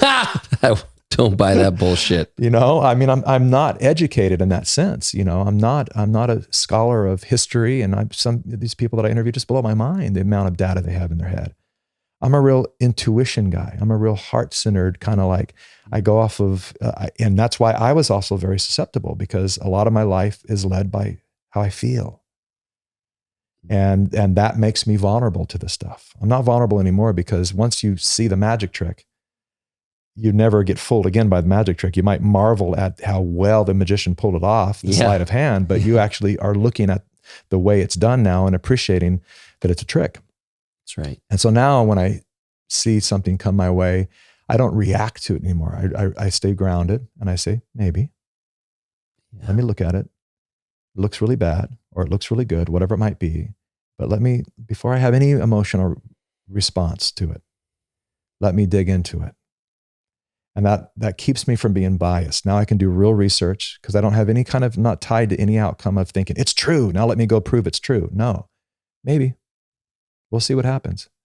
And a lot of times I look at some of the stuff that gets spread online, and it's not true at all. People want it to be, but it's just, there's no evidence for it. And that's where we all need to come to that point of realizing that we all have a responsibility because the citizens are the media now. Nobody's listening to the mainstream. Very few are. We're sharing information with each other. So we need to be responsible in a way that the media is not. Mm-hmm. Yeah, and I think it comes down to your point about critical thinking, and that's largely been, thrown by the wayside for a lot of us because we are afraid to be kicked out of the tribe, but to have your own ideas and thoughts and do your own research into how you feel, actually those things tie together, I think is really important for us to, gosh, it's so hard, man. Like that, it's so hard to be, it's very vulnerable for a lot of people. And I love your use of maybe. I think that's a great response to almost anything. Mm-hmm. I know that when I'm in a really good place, like maybe comes up quite a bit, but if I'm not, then fucking never see it. But I think it's important. I would love to dig a little bit further into two things. Mm-hmm. And then I want to get into some of your work, but I want to hear your thoughts on Hollywood and how Project Mockingbird played a role in what we see in Hollywood today. And then these things probably dovetail quite nicely, but give people some insight into your research into the Chinese Communist Party and what's going on there and how their tactic of, never firing a weapon, but destroying us from the inside is starting to play out quite well. It sure is. As a matter of fact, I'll read a couple of quotes here. If your readers have not cracked open The Art of War by Sun Tzu, I would highly recommend it. The supreme art of war is to subdue the enemy without fighting. Victorious warriors win first and then go to war. All warfare is based on deception. In the midst of chaos, there is also opportunity. Pretend inferiority and encourage his arrogance. The opportunity of defeating the enemy is provided by the enemy himself. Supreme excellence consists in breaking the enemy's resistance without fighting. These are all Sun Tzu quotes. And so if you understand that, you get that one of the things we have stacked against us here in the West is that we've been wired for instant gratification. We want things now. Look how irritating it is when we dial up something on our phone and that little circle spins around. Yeah. Right? Or on our computer and the little wheel comes up just for 5 seconds. Right? Look at our reaction to that. Oh, come on. Right? Instantly. Yeah. We're broadcasting mega information around the world through satellites bouncing off, and we're upset that it takes 5 seconds to do that. You talk about entitlement, and that's all by design. And then you have I'm very careful when we talk about China to differentiate. Again, part of the nuance has got to be, we can't conflate the problem with the CCP, the Communist Party of China. We can't conflate that with the wonderful, beautiful, intelligent Chinese people. Because they are, in some ways, some of them, held captive by their own government. And it's called the Chinese Communist Party, so they're not even hiding it. They're not like a lot of communist nations trying to say, we're not communist, we're socialist, whatever. It's like they're straight out saying, we're communist. And it's very dangerous for a Chinese citizen to speak against them. And it's become also very dangerous for Americans that are under contract, or their league or their team is under contract with the Chinese. And you see this all the time. You see when they're asked to, how do you feel about, what China's doing, whatever. China's wonderful. We love them and they're a great customer. And I just thank God for it. And they'll be like, how about John Cena? John Cena, it's like, what? This man speaks Chinese.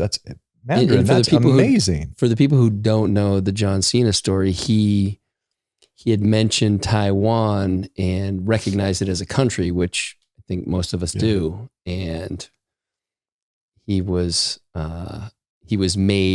coerced, I would guess, into an apology where he's speaking Mandarin, and he never said what he was apologizing for. Yeah. But he just kept apologizing, and it was basically fucking said, I'm sorry. I love Chinese people. I love everything about China. I'm very sorry. Please accept my forgiveness. I've done something really bad. You know, I mean, that's basically the man is just groveling in apologies. Because why? Well, because we had, you know, a movie that he was in about to come out. He's under contract. It means millions of dollars. And we need to take that seriously. We need to start looking at that, of these people that we worship and give our money to with the box office dollars or whatever, they're buying their albums or whatever. The fact that they're more loyal to a communist nation and communist regime than they are to their own nation. There's treasonous energy in that. And so it's sad, and there's a lot of NBA players that are there, and just they cannot, it's all about the money. And you know, they know that that's a major market, and that they also know that it's only going to get bigger fast. They're taking over everything. And when people understand that, you know, that 90% of our antibiotics come from China, you know, and we just down the line, a lot of our alternative energies from solar to wind and all of that all the manufacturing is owned by China. There's so many things that are being pushed here that are, being sold under false narratives only because it benefits China. And they are there's a really wonderful book. I say wonderful, even though I haven't read it, and I only know it through footnotes and through what people have said about it, but called The 100-Year Sprint. And that is a description of how the Chinese work in that way, that they'll wait 100 years. They'll work on something that it won't even materialize within their lifetime. Mm. It's a long game that they play. And we play the game of like, it's got to be here right now. And if it isn't, we're pissed. And so that's a real advantage they have over us, because you can't witness the grass growing. Next thing you know, it's knee-high weeds. And you go, what happened to the grass? Oh, wow, we better cut that grass. I didn't notice it was growing because it was growing at such a pace that was just invisible to the naked eye. And that's kind of how all this stuff has snuck up on us, where we suddenly just go, China owns what? And they're in charge of what? And they control who? And and they have spies in all of our universities taking technology and all of our information, including military secrets and whatever. Like, that's not a good thing, is it? No, it's not, because they are hell-bent. It's funny because we have another project that we're working on. We're helping with the rescues in Afghanistan when that debacle happened a few months ago. And so we're heavily involved in that mission. And we created a video that will be released hopefully next week, a 30-minute movie. And within it, we have all this footage of Joe Biden saying things like, and they say China's going to eat our lunch. Come on, man. China's not going to eat our lunch. And then we cut to the next scene as him in a conference with important people saying, I just got off the phone, had a 4-hour meeting with the leader of China, and I tell you what, we better be careful, man. Those guys are ready to eat our lunch. It's just like he no idea what's going on until they actually explored it and went, oh yeah, they're very open about saying we're going to become the next superpower. And all of our products, when we understand the importance of control of our trade, it's very critical, because there's a reason that so many companies are moving out of the United States. And what that means is poverty for people. That means where are they moving to and why? Well, some of the tax policies leave these major companies with no other option than to move to other areas that are more favorable for their earnings. And so there's a lot of ways that our political policies are pushing. It's when a major corporation moves out, it means now our local production is gone, and it means thousands of jobs are gone per company. And it also it means that we're now aside from just losing the jobs, we're now buying from a foreign adversary and enriching them to gradually take the lead. And that's what's been happening for decades. And so we're in a very precarious, a very situation with China right now that we need to pay very close attention to. But again, don't conflate that for Chinese people.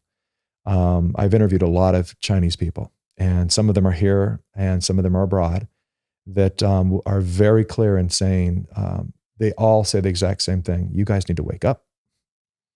You have no idea what my country is planning to do with your nation. And the same way they got 1.3 billion people to submit to a communist rule, that snuck up on us. And now it's too late for us. It's not too late for you guys now if you wake up now. That's what they all say. Everyone that I interview, they say, you need to take it seriously. We know what's happening. We know what the plan is. Well, now they're coming out and saying it. Chinese leadership is saying, we have every intention of becoming the superpower. And that doesn't mean, we're just gonna, now they have, they're really successful and we're in second place. It doesn't mean that. It means as soon as they overpower, then it means we become under the rule of China. And if you understand what that means if you think the COVID policies are limiting with our liberties, we ain't seen nothing yet. It's a little wake-up call for y'all, for those lions out there. Yeah. Let's talk about what you're doing now. Well, right now we're, as I mentioned, we produced a film regarding Afghanistan. We worked with a lot of military veterans and people who cared and were very, very distraught by what happened over there. And I'll say that I have footage that we see the footage before it's blurred. I'll put it that way. And the atrocities that have happened over there in the past few months are hard to watch, very hard to watch. Human violations like you can't believe, barbaric stuff that's happened. And, what's interesting is, as I just mentioned, we have the footage of Joe Biden. We also found a vintage clip of him from 2008 saying that if I were president and if I, ordered the troops home right now, it would take a year at least to get them out to do it properly. And he said, you could do it in about 7 months, but you'd have to leave billions of equipment behind. And those billions of dollars of equipment would undoubtedly be used against my grandchildren and yours. And so it really begs the question of, then why'd you do that? You knew that in 2008 what would happen. And now that's happening. And it's a threat to all of us. And the Taliban has been empowered like they've never been before. And they're murdering women and children. And so that's one project that we came off of, and just recently finished that project that we've been on for a few months. And then we are producing another film on update of the vaccines with all the top scientists in the world, and that's called Vaccinated, F-A-C-T, Vaccinated. So it's really the facts about what's going on, the updated numbers and all that, because we're also producing Plandemic 3, which I don't want it to be about vaccines or COVID that much. That one is really about stopping the indoctrination of our children. And we're going to have fun with this one. We're actually calling it Plandemic 3, the musical. Yes. Oh my God. And it's going to be extraordinary. Mark my words. We're already into it about 20%, and it's working. And it's, I will say that as of yesterday, Eric Clapton has agreed to come on board. So we have some incredible. Come on. Yeah. He's been speaking out. He got vaccine injured. I remember reading about that. Yeah. So we have people like that and some other hip hop artists, well-known people. And they are, they're coming aboard to create these, they're going to be interviewed and talk about the power and the necessity of the arts, the influence that it has, and the way that we need to regain the reins of our creative arts so that it can come back to its original purpose, its inciting purpose of being something that actually moves us forward. And like our mutual friend, JP Sears, he uses comedy as an incredible tool. he's a great researcher, and he laces everything he does. I can release a video that says exactly what JP's video says, and my video would get banned and pushed against and resisted and hate, and his people just love it because it's laced with comedy. Yeah. And so there's real power in the delivery system that is comedy and music. And so we decided to we started to build the opening to Plandemic, which we have. I can't wait to show you. And it's a montage of dozens of songs that were created, pro-vaccine songs that were created.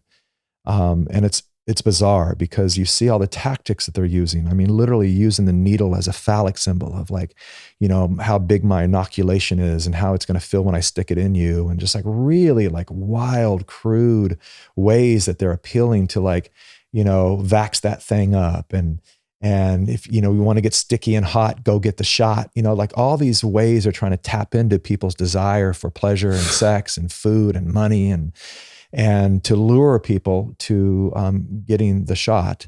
And it's this musical opening that had me realize that let's let the music drive this one, where we have these musical interstitials where in between some of the heaviness, we break away to a song that is not just a departure from the message, but it is the message, but it's delivered through music.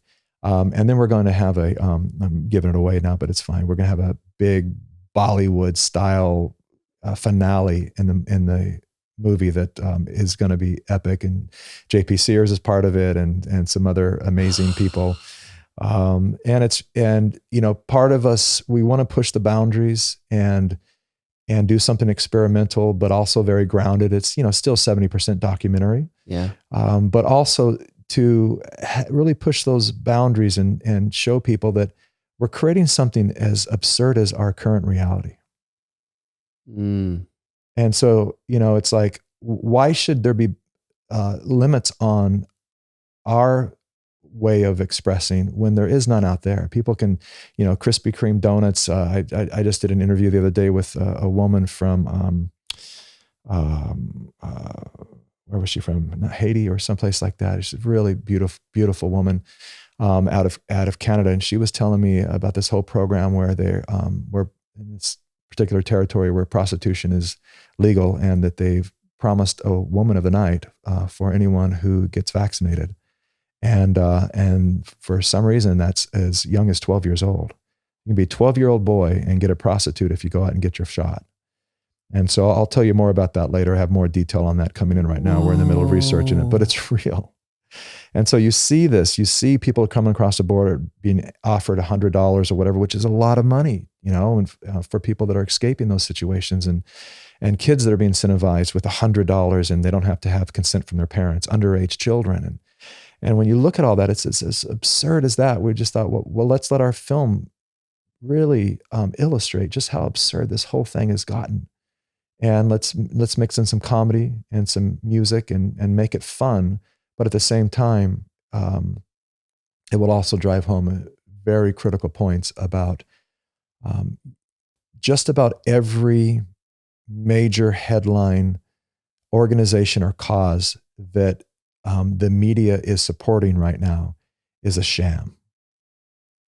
And there's always an element in it that's very attractive, and also that's true, an element of it. And that's how they get us. It's usually branded with, ironically, George Soros is starting a new fact-checking company called Good News Inc. Oh, fuck. Right? And so it's like, it's that absurd where you go, George Soros, the guy who is, banned from 6 nations for overturning their nations, destroying them, destabilizing them, and then buying out all their real estate and then owning and controlling that nation. This man is going to create a news network, of good news and truth and all of that. It's like, it's that absurd. And some people actually will buy that and they'll think, oh, that's where I'm going to go get my information. And so, yeah, we're going all the way with it. And it's been a lot of fun. And we've already, we've interviewed Dr. Robert Malone, Peter McCullough, Judy Mikovits, David Martin. I mean, the list goes long, and we've already got, some outstanding interviews. And then we've interviewed firefighters who are suing Los Angeles for $2 billion for the mandates. We've interviewed the teachers that were fired, for all the frontline workers. We're now starting to interview truck drivers and pilots. All these industries that really hold a lot of power because they control transportation and all of that, that are, stepping forward to utilize the power of their industry to say this isn't right. And most of them are pro-vaccine. They just say you can't force something, and just based on that, you shouldn't force a medicine on anybody. What happened to my body, my choice. And then you shouldn't force something that is not properly tested, and we don't have enough runway to know what's a long-term effect. And you shouldn't test something that is, so far what data is coming out is looking kind of scary. So what are we doing here? And then on top of that, you're going to mandate it for, or make it available for, which will soon be a mandate, for children. And the very first thing that I had ever done regarding vaccines was when we were having our first child, and this is about 11 years ago. And I started to, look up what, at that point, the question was, I don't agree with 60 some odd vaccines before they're age 5. This sounds radical, but which ones should we get? It's like between my wife and I, which ones should we consider? And that started my exploration of going down the rabbit hole of going, wow, I don't know if we want to get any at this point. I mean, it's like I didn't know that the manufacturers have zero liability. That doesn't sound right for something you're putting in your body. Would we accept if Ford suddenly had no liabilities on their cars and their brakes are failing and people are crashing into each other and dying all over the place? Would we say, why can't we sue Ford? We got to hold them accountable. They're the ones who made that stuff. But the vaccine industry is the only one that has zero liability. And so I thought, that's odd. And let me look deeper. And then that turned into us fighting the SB 77 law, which was the first law that was mandating vaccines for children to be able to go to school. And that was the first time that I'd ever been called a conspiracy theorist, because I said, it's not just about this. It's knowing that that's a stepping stone towards mandating vaccines for all of us. And you should have heard the people respond to that. They're like, you really believe that? You're an idiot. Like, you think that they would mandate vaccines for adults? There's no way in hell they would ever do that. And I said, yeah, of course they are. This is how they start. They start with something we can all kind of go, that kind of makes sense. Kids are going to be in school together. We want to make sure they're safe and our little ones don't come home sick. And every political policy like that's a stepping stone to open a door a little bit wider. And I said, of course they're going to. And now here we are. Yeah. Yeah. I had a similar conversation when the vaccine was just being rolled out, and I was on a Zoom call with 3 of my buddies, and I got understandably heated because they weren't seeing, like, this is just going to be another one that they add to the kids' schedule of 60 some, probably north of 70 now. And they're going to make it like the flu shot. And, I hadn't gone as far as to think that it was going to be mandated, but it was definitely in the air that this is fucking like you. There was a real lack of, I guess, critical thinking, I felt like, at that point. But now, to be fair, I've been spending a lot of time with you and Dell and having these conversations. So I was much more knowledgeable about what's actually going on. Yeah. I didn't maybe hold space as well as I would today, but that's okay. It's okay. It's okay to get a little fired up. Sure it is. Yeah, these things matter. And that's the other thing. I mentioned this one time on your podcast. I know I already said this, but that's the thing that keeps me from being angry at the people, is because when they get fired up against me, I just always remember that they're fired up because they think they're protecting their life and the lives of their loved ones. And with from their limited perspective, if they have, multinational mega corporations pointing at me as the bad guy, I can see why they would believe them. It's like, who are they going to believe? This one dude here, or, these major corporations that are, their business is news. They must be telling the truth. And so I don't take it personally, because I know that it's just a matter of time before they have a personal experience that has them relinquish their trust in the media. And then they start to go down the rabbit hole and explore, well, if that's not true, then what is true? And then they can redirect that rage, which is an important and powerful tool. It can be, to redirect that in a conscious manner towards something that gets us into action. And that's where we need to be right now. We need to be in action. This is not a spectator sport at this point. And the people, as I mentioned in my book, the people who have the foolish notion that, well, these, the side that I'm leaning towards right now is the side that's in power. They clearly have control over the media and a lot of the, power centers. And so I want to kiss up to them, because if this goes really awry, I'll be allowed to, live amongst them.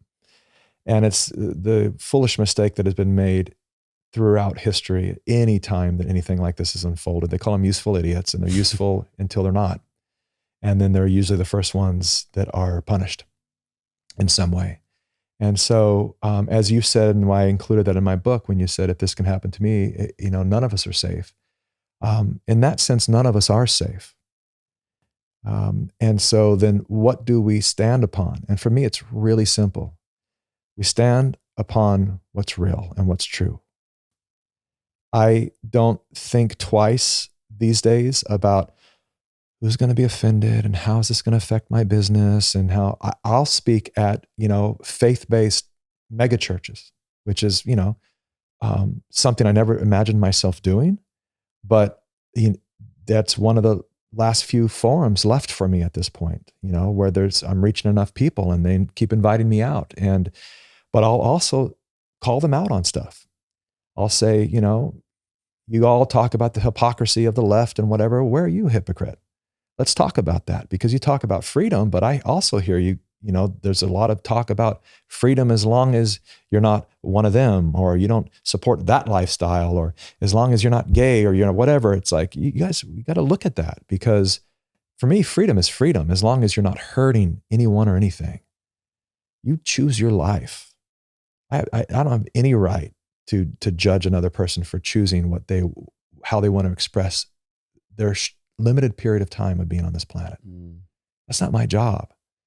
A lot of people have taken that upon themselves as if it's their job. That's right. But it's not. And so real freedom is allowing people to be. And unless, I draw the line at, now don't come at my children with your ideologies. Even if I agree with them, leave that for me. I'm the dad.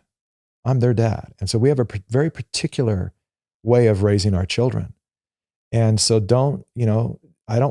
I want them to learn certain things in school, and certain things I don't want them to learn in school. And we have a different approach. And I have two very secure 7 and 10-year-olds that are strong little men in their bodies, very confident. And that's because we've given them the respect of teaching them how to think and not what to think. It's a major difference. We never tell them this is what's real for you, and this, you need to look at this. Yeah. We ask them a lot of questions. Like, what do you think about that? Does that make sense to you? Is that real for you? And what evidence do you have that that's real? Or is it just how you feel? And is there ever a time in your life where you felt something that actually was not accurate? That's the tricky part about feelings, is we can feel sometimes like that person is mean to me and they hate me and they're trying to destroy me. Are you sure about that? Or is their behavior just something that you don't prefer? It's as simple as that. Okay. Where can people buy the book? You can buy the book at, let me give some other options here, because I'll tell you right now, I've gotten clobbered with the fact that it's on Amazon. And I want to explain this to people right now, because I get it. And as I've set myself up as a guy who doesn't like to sell out and doesn't like to be hypocritical. And because of that, people hold me accountable to that, and they should, and I want them to.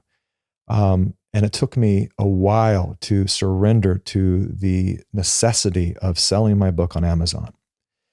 And until it was reframed for me to understand that what's important, that you get this message out to the world, or you limit the distribution of your book to distributors that reach a lot less of the population. And I realized that we are building technologies right now. I'm involved in, and we, the people, are building technologies that will eventually render the Amazons of the world obsolete. But until that happens, because we've allowed them to monopolize the industry so much, right now, in the same way that I just said, I speak at some forums sometimes that I think, wow, I'm surprised that I ended up here in my life. And it's also been very healthy for me. It's really opened my eyes to the absolute necessity, particularly in this time, for us to surrender to some form of a higher power. And call that whatever you want to call that. But it's incredibly important. The bravest, most integral, honorable, loyal people that I've met, somewhere during the course of the interview, as I'm interviewing this person, thinking, what an incredible person, they will mention being in service to the God of their choice. And so I see why religion is under such attack. And I also understand that the dark side of religion has caused so much problems and separation, the misuse of it. But we can say that about food, sex, everything. The misuse of all these wonderful things can be destructive, right? So I have surrendered to platforms like Amazon. And I'm actually, at this point, I'm glad now that my publisher talked me into it, because it's reached a lot of people. It became number 2 on Amazon, which was unbelievable. Yes. Number 1 in virology and documentaries and medicine and science, and number 2 overall. Wow. And I've done very little promotion of it. So it was really a testament to. Well, where would you promote? You've been fucking censored everywhere. Yeah. Well, that's the thing. That's the trick that they are, that they play too, is, they leave you with no other options. And so then when you take those limited options that they've left you with, then they can criticize you for taking those options. That's right. We'll link to these in the show notes. So this would be great. Yeah. Let's do this. Go to plandemicseries.com. Let's just start there. Plandemicseries.com. Okay. It's just coming up really slow here. Bad Wi-Fi. And plandemicseries.com, you'll actually see an image of the book. And then after that, which is coming up for me right now, then you'll see that you can get it at Barnes & Noble's, IndieBound, and Biblio, aside from Amazon. And so click on any one of those buttons at plandemicseries.com. It'll take you there. And we started to get into this earlier, and I just realized now we got totally sidetracked from the narrative of the book. Sure. So real quick. Yeah. When I said no and said I don't want to do the book. That's right. The publisher had said that we've hired an investigative journalist, and she'll do the bulk of the writing. You just have to be available for interviews. That was just a little teaser in the beginning. We'll see if you guys were paying attention. We dropped that one. And so I said, well, that's interesting. And so I just have to do some interviews. And then they told me some of the books she's written. And I was like, wow, oh, that's legit. And I'd be honored to have her write my book. That sounds like a different story. And if I can certainly make myself available for interviews. And so I did, and we did 2 or 3 interviews. And my producer, Eric, called me a couple of months in, and he said, well, I have good news and bad news. What do you want first? And I said, go ahead and hit me with the bad news. And he said, it turns out our investigative journalist is not on our side. Thinks we're crazy conspiracy theorists. And she set out to write a hit piece on us. And I said, fucking great, Eric. Awesome. Because he's the one that actually was really pushing to get this deal made. Yeah. I said, wonderful. Great. How's she going to spin this? He said, well, you want the good news? I said, yeah. What's the good news? And he said, she thought we were crazy conspiracy theorists. And she was going to write a hit piece on us. I just got off the phone with her, and her mind is blown. She doesn't know what to do now because she cannot find a single claim that's inaccurate. And so she is afraid of finishing the book because all of her business is on one side of politics. And she said, in her words, I can't afford to get canceled. She had a major deal coming up. And so what do we do? And she said her solution is that she would do it anonymously. I said, let's hop on the phone with her and the publisher and everybody. And I said, I really feel like she needs to step out and just trust. Yes, it gets ugly for a moment, but God, does it get better once you start speaking the truth. It's an incredible experience. It pushes you into your life purpose, and you realize all that stuff that I was hanging on to, I don't need it. Oh yeah, that's beautiful. And so we got on the phone with the publisher, and I really pled my case. I said, I just really hope you will consider that, yeah, you'll lose some opportunities, but what you gain is priceless. And I just went through this whole pitch of just really, and the publisher and her said, no, she can't do it right now. And I thought she was very brave for admitting to us, because we got on the phone separately after that. And she said, I really want to commend you guys. You guys did incredible research on this. And she said, and as you probably know, she said, not only is what you put out there totally accurate, she goes, it goes much further.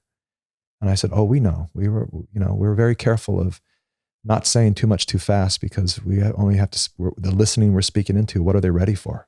To get into eugenics or all this stuff it's at that point, we can talk about it now because people are waking up to population control and all of that. That's all over the place. But when this first came out, it was, that would have just given everyone the field to turn away. That's right. And she said, I appreciate you going to bat for me and wanting me to have credit.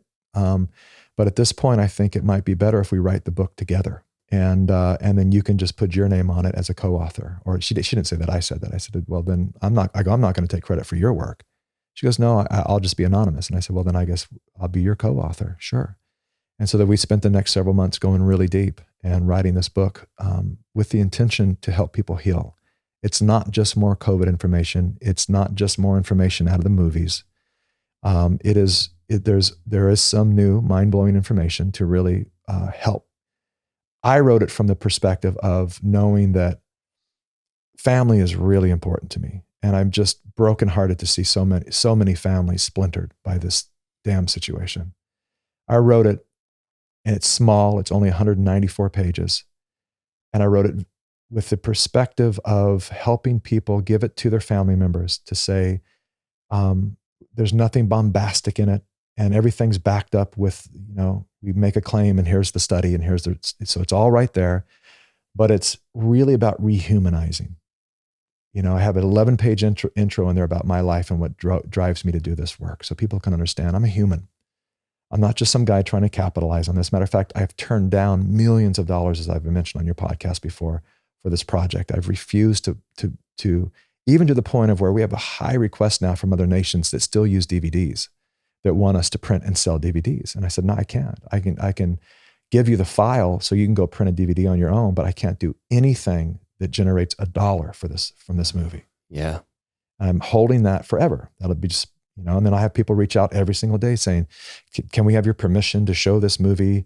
Yesterday, a conference call, somebody wants to show it in Washington State. And I said, I need to put this on the website so people get this. This is a gift to the people. You don't have to get my permission. It just takes people so much to get that. It's like, a movie is ours. Yes, it's yours. Yeah. Like, no limitation. Do whatever you want with it. It's yours. So all that said, after I came in and started writing this book with her, I got very excited about it, because watching her arc, watching her actually open up and and finding stuff as she's finding it and then writing about it, is a discovery process that helps those people who know something's wrong, but they don't know where to put the blame or what side to listen to. They can read this book. I always say, if there's someone you're trying to wake up, this may be the cold splash of water they need. And it's written with a lot of heart, and it leaves, I get a lot of messages about people crying because of what I wrote in the beginning and then the end. Which is really about helping us come back to our nature and to rehumanize and to realize that our planet is divine and brilliant and resilient, and so are we. And everything grows from the ground. That's our medicine, our food, everything is provided by this incredibly benevolent, beautiful planet. And we have been severed from our and made to feel shame for who and what we are. And that has put us in this position of then looking for people to guide us into a better place because we don't think we're capable of doing that ourselves. And it's time that we evolve beyond that limited way of thinking to come back into knowing that individually, everybody, I have no special talents or anything that has put me in this position. I just simply said yes to choices that I could have said no to, and that's I tell other filmmakers that, you know, they start praising the work or whatever. I say, listen, don't get too caught up in that we're some special thing. We just told the truth. You can do that too. Just tell the truth.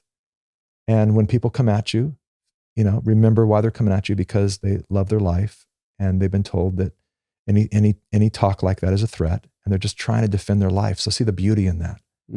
See the beauty in the fact that, and meet them there, because you wouldn't take this risk if you didn't love your life and humanity. And that's what they're fighting for too. So you're actually fighting the same fight. And so help them see that and see what comes of that. Beautiful. Nice. Do you have a name for the piece you did on Afghanistan? You know, we just call it Afghanistan at this point. We didn't even, perhaps we'll come up with another title, but. Where will people be able to find that? Do you know? It'll be, I'm sure we'll mass distribute it.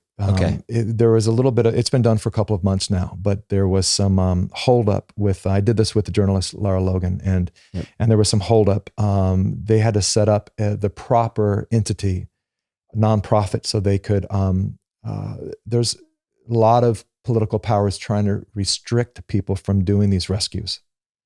And it's really sad. I mean, literally trying to create laws against people taking these rescues into their own hands. And they don't want to be made look bad. And they don't want people to actually go there and find out some of the realities. They don't want journalists to go there. So they're trying to restrict that. And so they're setting up entities that will make this outreach legal and protected. And so once that's in place, which I hope is this week or next week, we're going to distribute it wide. It's a very powerful, I showed it to an audience of 200, and it was, there wasn't a dry eye in the audience, because it's, you know, it's inspiring, but it also shows the reality of what is taking place there. And so that one, and then we have another movie that we're working on with the incredible, legendary Edward Griffin, who just turned 90 recently, and has been warning the world of what's here now since the early 60s. And so we're working on an updated version of a lecture that he gave in 1969 called More Deadly Than War. And we're doing the updated version of that now, which is pretty mind-blowing, because you see, he gave several warnings and reading from communist manifestos, basically. It wasn't his opinion. It was just, here's what they said they're going to do. We're going to defund the police. They're going to create anti-fascist groups that are really actually going to be fascist. They're going to create a race war. They're going to go after your children. They're going to burn down the cities. They're going to create autonomous zones, everything. And so now we have the footage to actually go, once he says it, then we cut to it. We go, there it is. And then we, it's really, I'll give the ending away, but it actually turned out to be amazing. At the end of his 1969 speech, he looks in the camera and he says something of the nature of, I forgot what it was now that he says, but like, let's do something while there's still time. Let's say he says something like that. And in that moment, he breaks the fourth wall. He looks in the camera and he says that. And then we dissolve to him at 90 years old.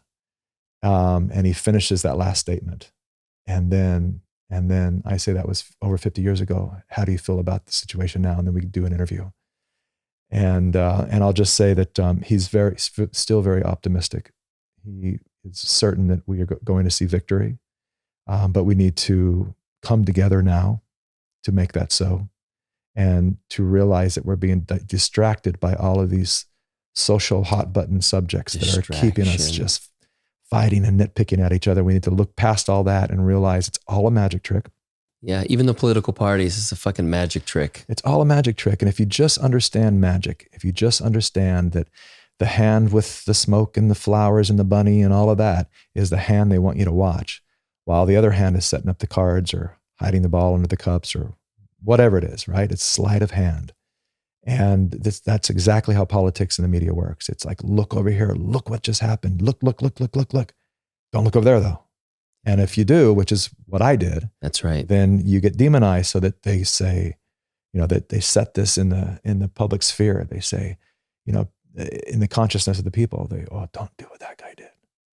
Oh, look at that. Look at the crap he's going through. Yeah, look at that. We're going to make an example of that guy. So don't tell the truth. Just stay in line. What was the name of his talk again? Is it on YouTube? It's on YouTube. Yeah. It's 90 minutes long. It's called More Deadly Than War, G. Edward Griffin. I remember you telling me about him. And so this is, this is awesome. Yeah. Wow. So we did an incredible interview.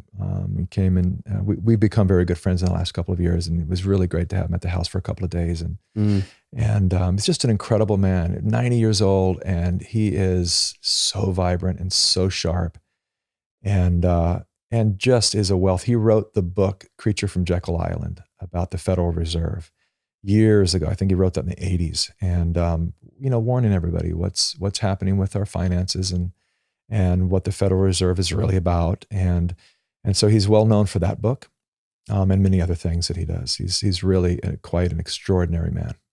Well, depending on when the timing is with Afghanistan release, we'll put it in the show notes. If not, then I'll certainly have it on my social media as well as that piece. And then Plandemic 3, we're expecting sometime next year. We are, next year. I'm hoping we get it out in about 4 months. Okay. Yeah, we've already been on it for about 4 months, and part 2 we had produced and out in the world in 3 months. Yeah, that's bananas. And I this was something that I thought, well, I don't know if I want to work those hours again. Yeah. And then also because of the nature of it, we're taking a little bit more time with this one. It's grander in scale, and then we've also been in the middle of producing 3 other projects, including the Afghanistan project. So our attention has been divided a little bit, and we've just now gotten back on full track, and to really focus on getting Plandemic 3 out there. Great. And then Rebellion or Rebel Lion Threads, is that just .com? It is. Yeah. It's the website we took down because the response was beyond what we thought it would be, and we got so back ordered that we just put it on pause. Okay. And we had to find a new fulfillment house because the house that we're at couldn't fulfill all the orders. It's a bunch of incredible slogans on t-shirts and hats and hoodies, and they're just super popular right now. So we're working on that, because that was in the height of my being censored. I thought, how do we get people? Everyone's getting canceled off Facebook and all these other platforms. How do we let people? Right now, I was sitting in a restaurant and I was just looking around. I'm like, okay, they're wearing, she's wearing Hurley pants and he's wearing Nike this, and all these corporations that are, most of them using slave labor, and we're walking billboards for these monopolies. Why aren't we wearing statements that we actually believe, that we get behind, and so we went through a process of just what do people want, and we tested it with, A/B testing, and so all of them are really popular. And so we had to shut down the site, but ultimately search for the Rebel Lion, and it should be back online really, really soon. We just had to catch up with all the orders. But we're also, another very important thing that I want to bring people's attention to is we're in partnership with one of the most incredible physicians out there, Dr. Zelenko. Oh, yes. And right now we're noticing, and a lot of your listeners are going to resonate with this, but the amount of people that are sick right now, I've never seen anything like this. The amount of people that are canceling, podcasts with me, that are, I just got back from an appointment, and, it was a doctor's appointment, and the nurse who we know is like, she stood across the room and waved and could give us an air hug because she's sick. And yeah, okay, the season's changing, and like I said earlier, we always find what we're looking for. So you have to be careful not to suddenly assign it to any new story. But at this point, I can't ignore the fact that people that I know who are saying, I haven't been sick in 20 years, 10 years, are sick. And the result of that is we have a mass compromised immune system situation going on. And the data is just starting to come out about that. It's going to be out in a few months. We're going to really get the extent to which having so many people with compromised immune systems means now when we go into public spaces, vaccine, jabbed or not, there's more virus transmission happening. And so the result of that was, when we'll always sit down and go, how can we be in best service to the people?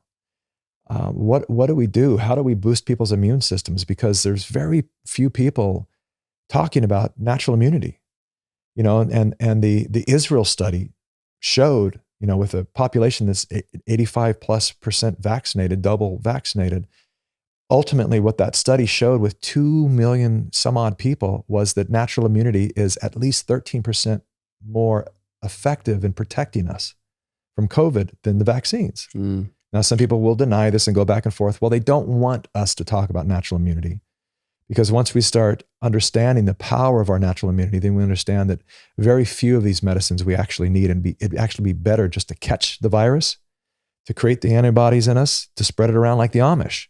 We're working on right now getting some interviews with Mennonites and Amish, because what the Amish did, and they always do stuff, the Amish kick ass. I got to tell you that, I used to think what a barbaric old system they live in. And now I'm like, oh boy, they are onto something here, because they are detached from technology and everything, grow their own food, make their own furniture. And when something like this comes up, they send a member of their community out to get COVID. They bring them back, and everyone drinks from the same wine glass over and over.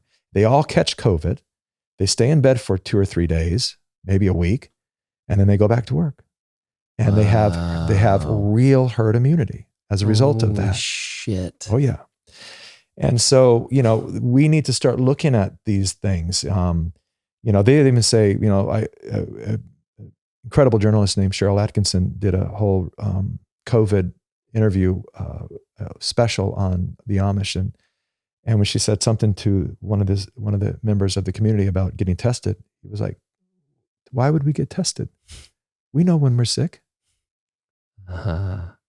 We don't. You guys need somebody else to tell you. We just listen to our body, and we know when we're feeling something, and then we respond to it.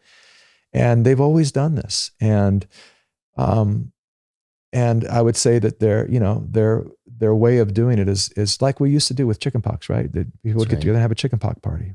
Everyone hugged that kid. He's got chickenpox. Now you've all had it. Now good. You have to go through a little discomfort for a moment, but now you're done for life.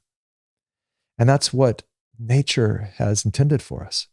But we've intervened with these synthetic remedies, quote unquote, that, and if you just look at the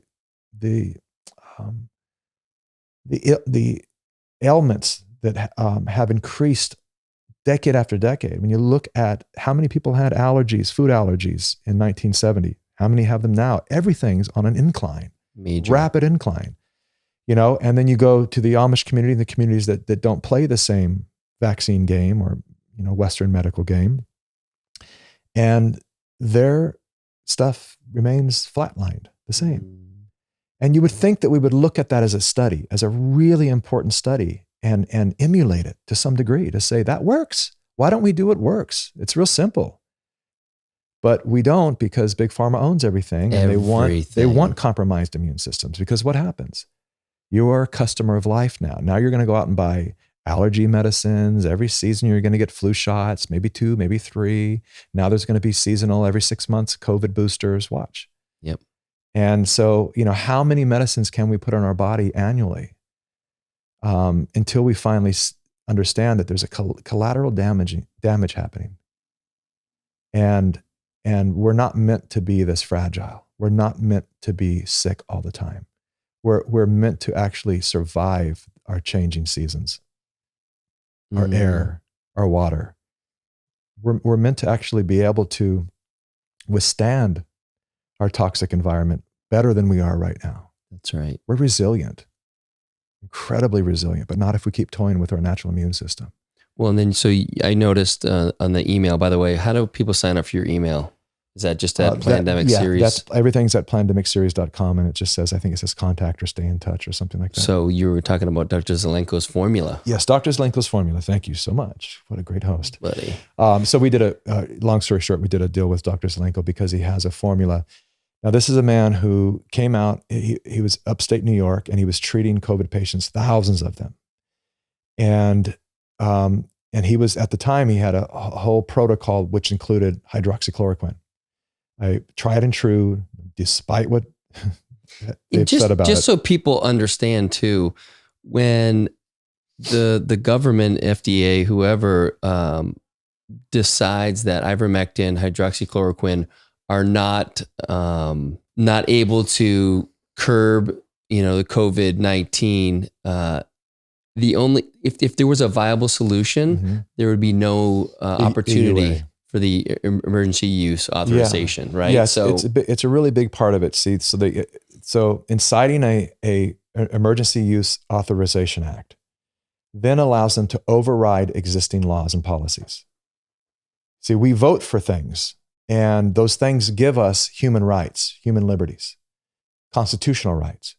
But in a case of an emergency, they can override all of those and say, yeah, your constitutional right is, freedom of speech, but you don't have that anymore because what you're saying now is going to cost lives because we're in such a serious situation. So we're going to shut down your freedom of speech. As we said in the beginning of the podcast, those things never come back. One dummy went through a metal detector with explosives in his shoes 20 years ago after 9/11, and we still take off our shoes at the airport. They don't come back. And so all these people thinking, well, I'm just going to surrender a little temporary freedom for now, just to, for the greater good of the whole, and we're going to all get through this and come back. No, it's not going to come back. This is a trick, the magic trick. These are all little bits of obedience, taking your shoes off. It's just, and you get used to it. I mean, the whole, we get used to having people take off our belt, take off every part of our clothing, and that's all conditioning to get us used to having somebody, which is some minimum wage paid dude that's not, standing there saying, you got to do this. Anyone can be TSA. It takes very little training and whatever, but now suddenly this guy has dominion over you. Yeah. You might be the head of a major whatever. And now this, 20-year-old kid straight out of college, or maybe not, now has the authority to tell you to take off your clothes. Yeah. And if you want to fly, you better listen. Yeah. And if you act suspicious or give any kind of, resistance, then they punish you by detaining you, making you late for your flight or miss your flight, and you'll never do that again. It's all part of the system. Gets you conditioned for that kind of reward punishment thing. And so it's very important for people to remember that. And so this Dr. Zelenko, was healing people, having great success with a protocol that included hydroxychloroquine. And then he ended up writing a letter to Donald Trump saying, okay, you have COVID, please listen to me and take this protocol. Trump listened to him and he did it. And he came out and he said, I got better in a couple of days and it was great. I got a letter from a doctor. He said it in a press conference, got a letter from a doctor, and it was really, I thank him because it was very effective and I'm all better now. And the media went, oh no. Now you have the president saying an alternative other than vaccines worked. So what do? Well, we demonize that medicine. And that woke up thousands of doctors because I had them on camera, so many of them saying, I've been using hydroxychloroquine for 50 years. 50 years. And as one of them said to me, I've had two side effects, upset stomach. Yeah.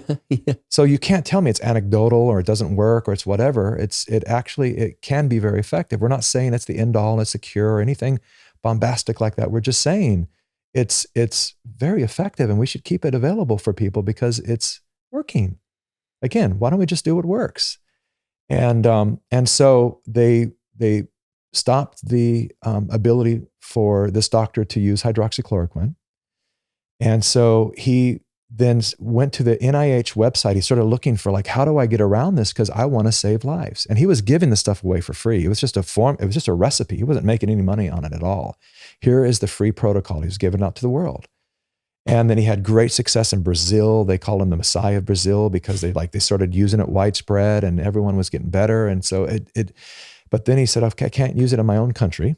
interestingly enough. So he went on the NIH website and he found something about quercetin and a few additives, and he created this incredible formula. And he just kept giving it away to people for free. And he's a Hasidic.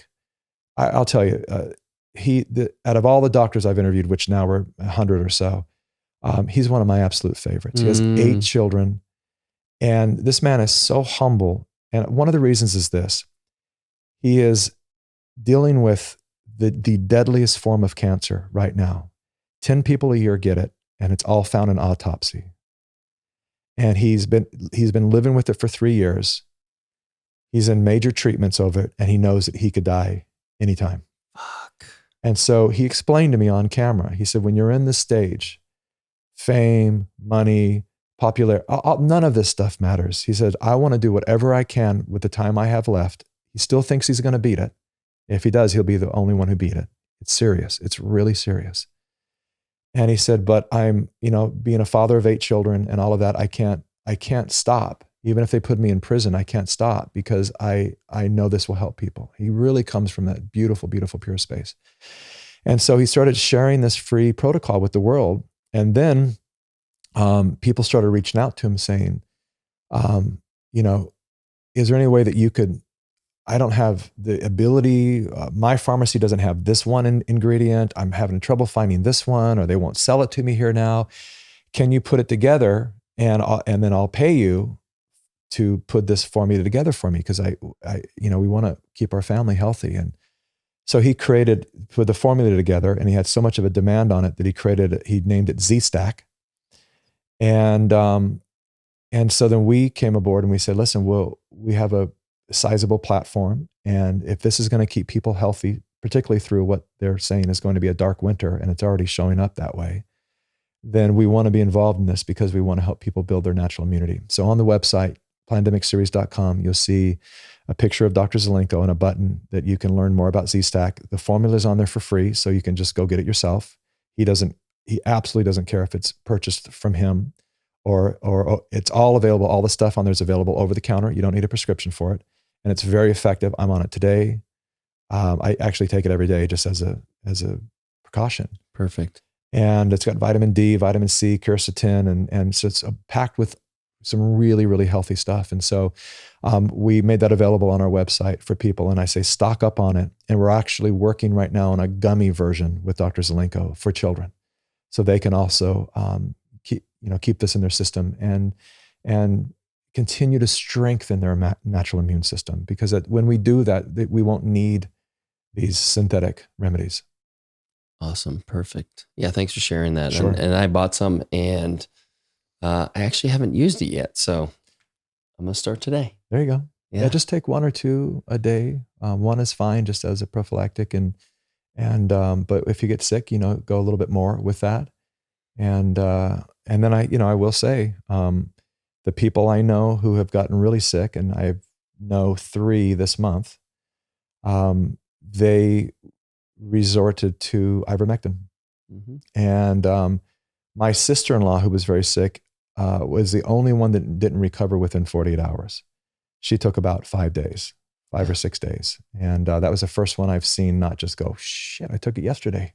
Yeah. And I'm like, both my partners, their son, so well over 6 people at this point. We're just like, I don't know if it's this or not, but all I know is I was sick for 4 days. It wasn't getting any better. I was getting worse.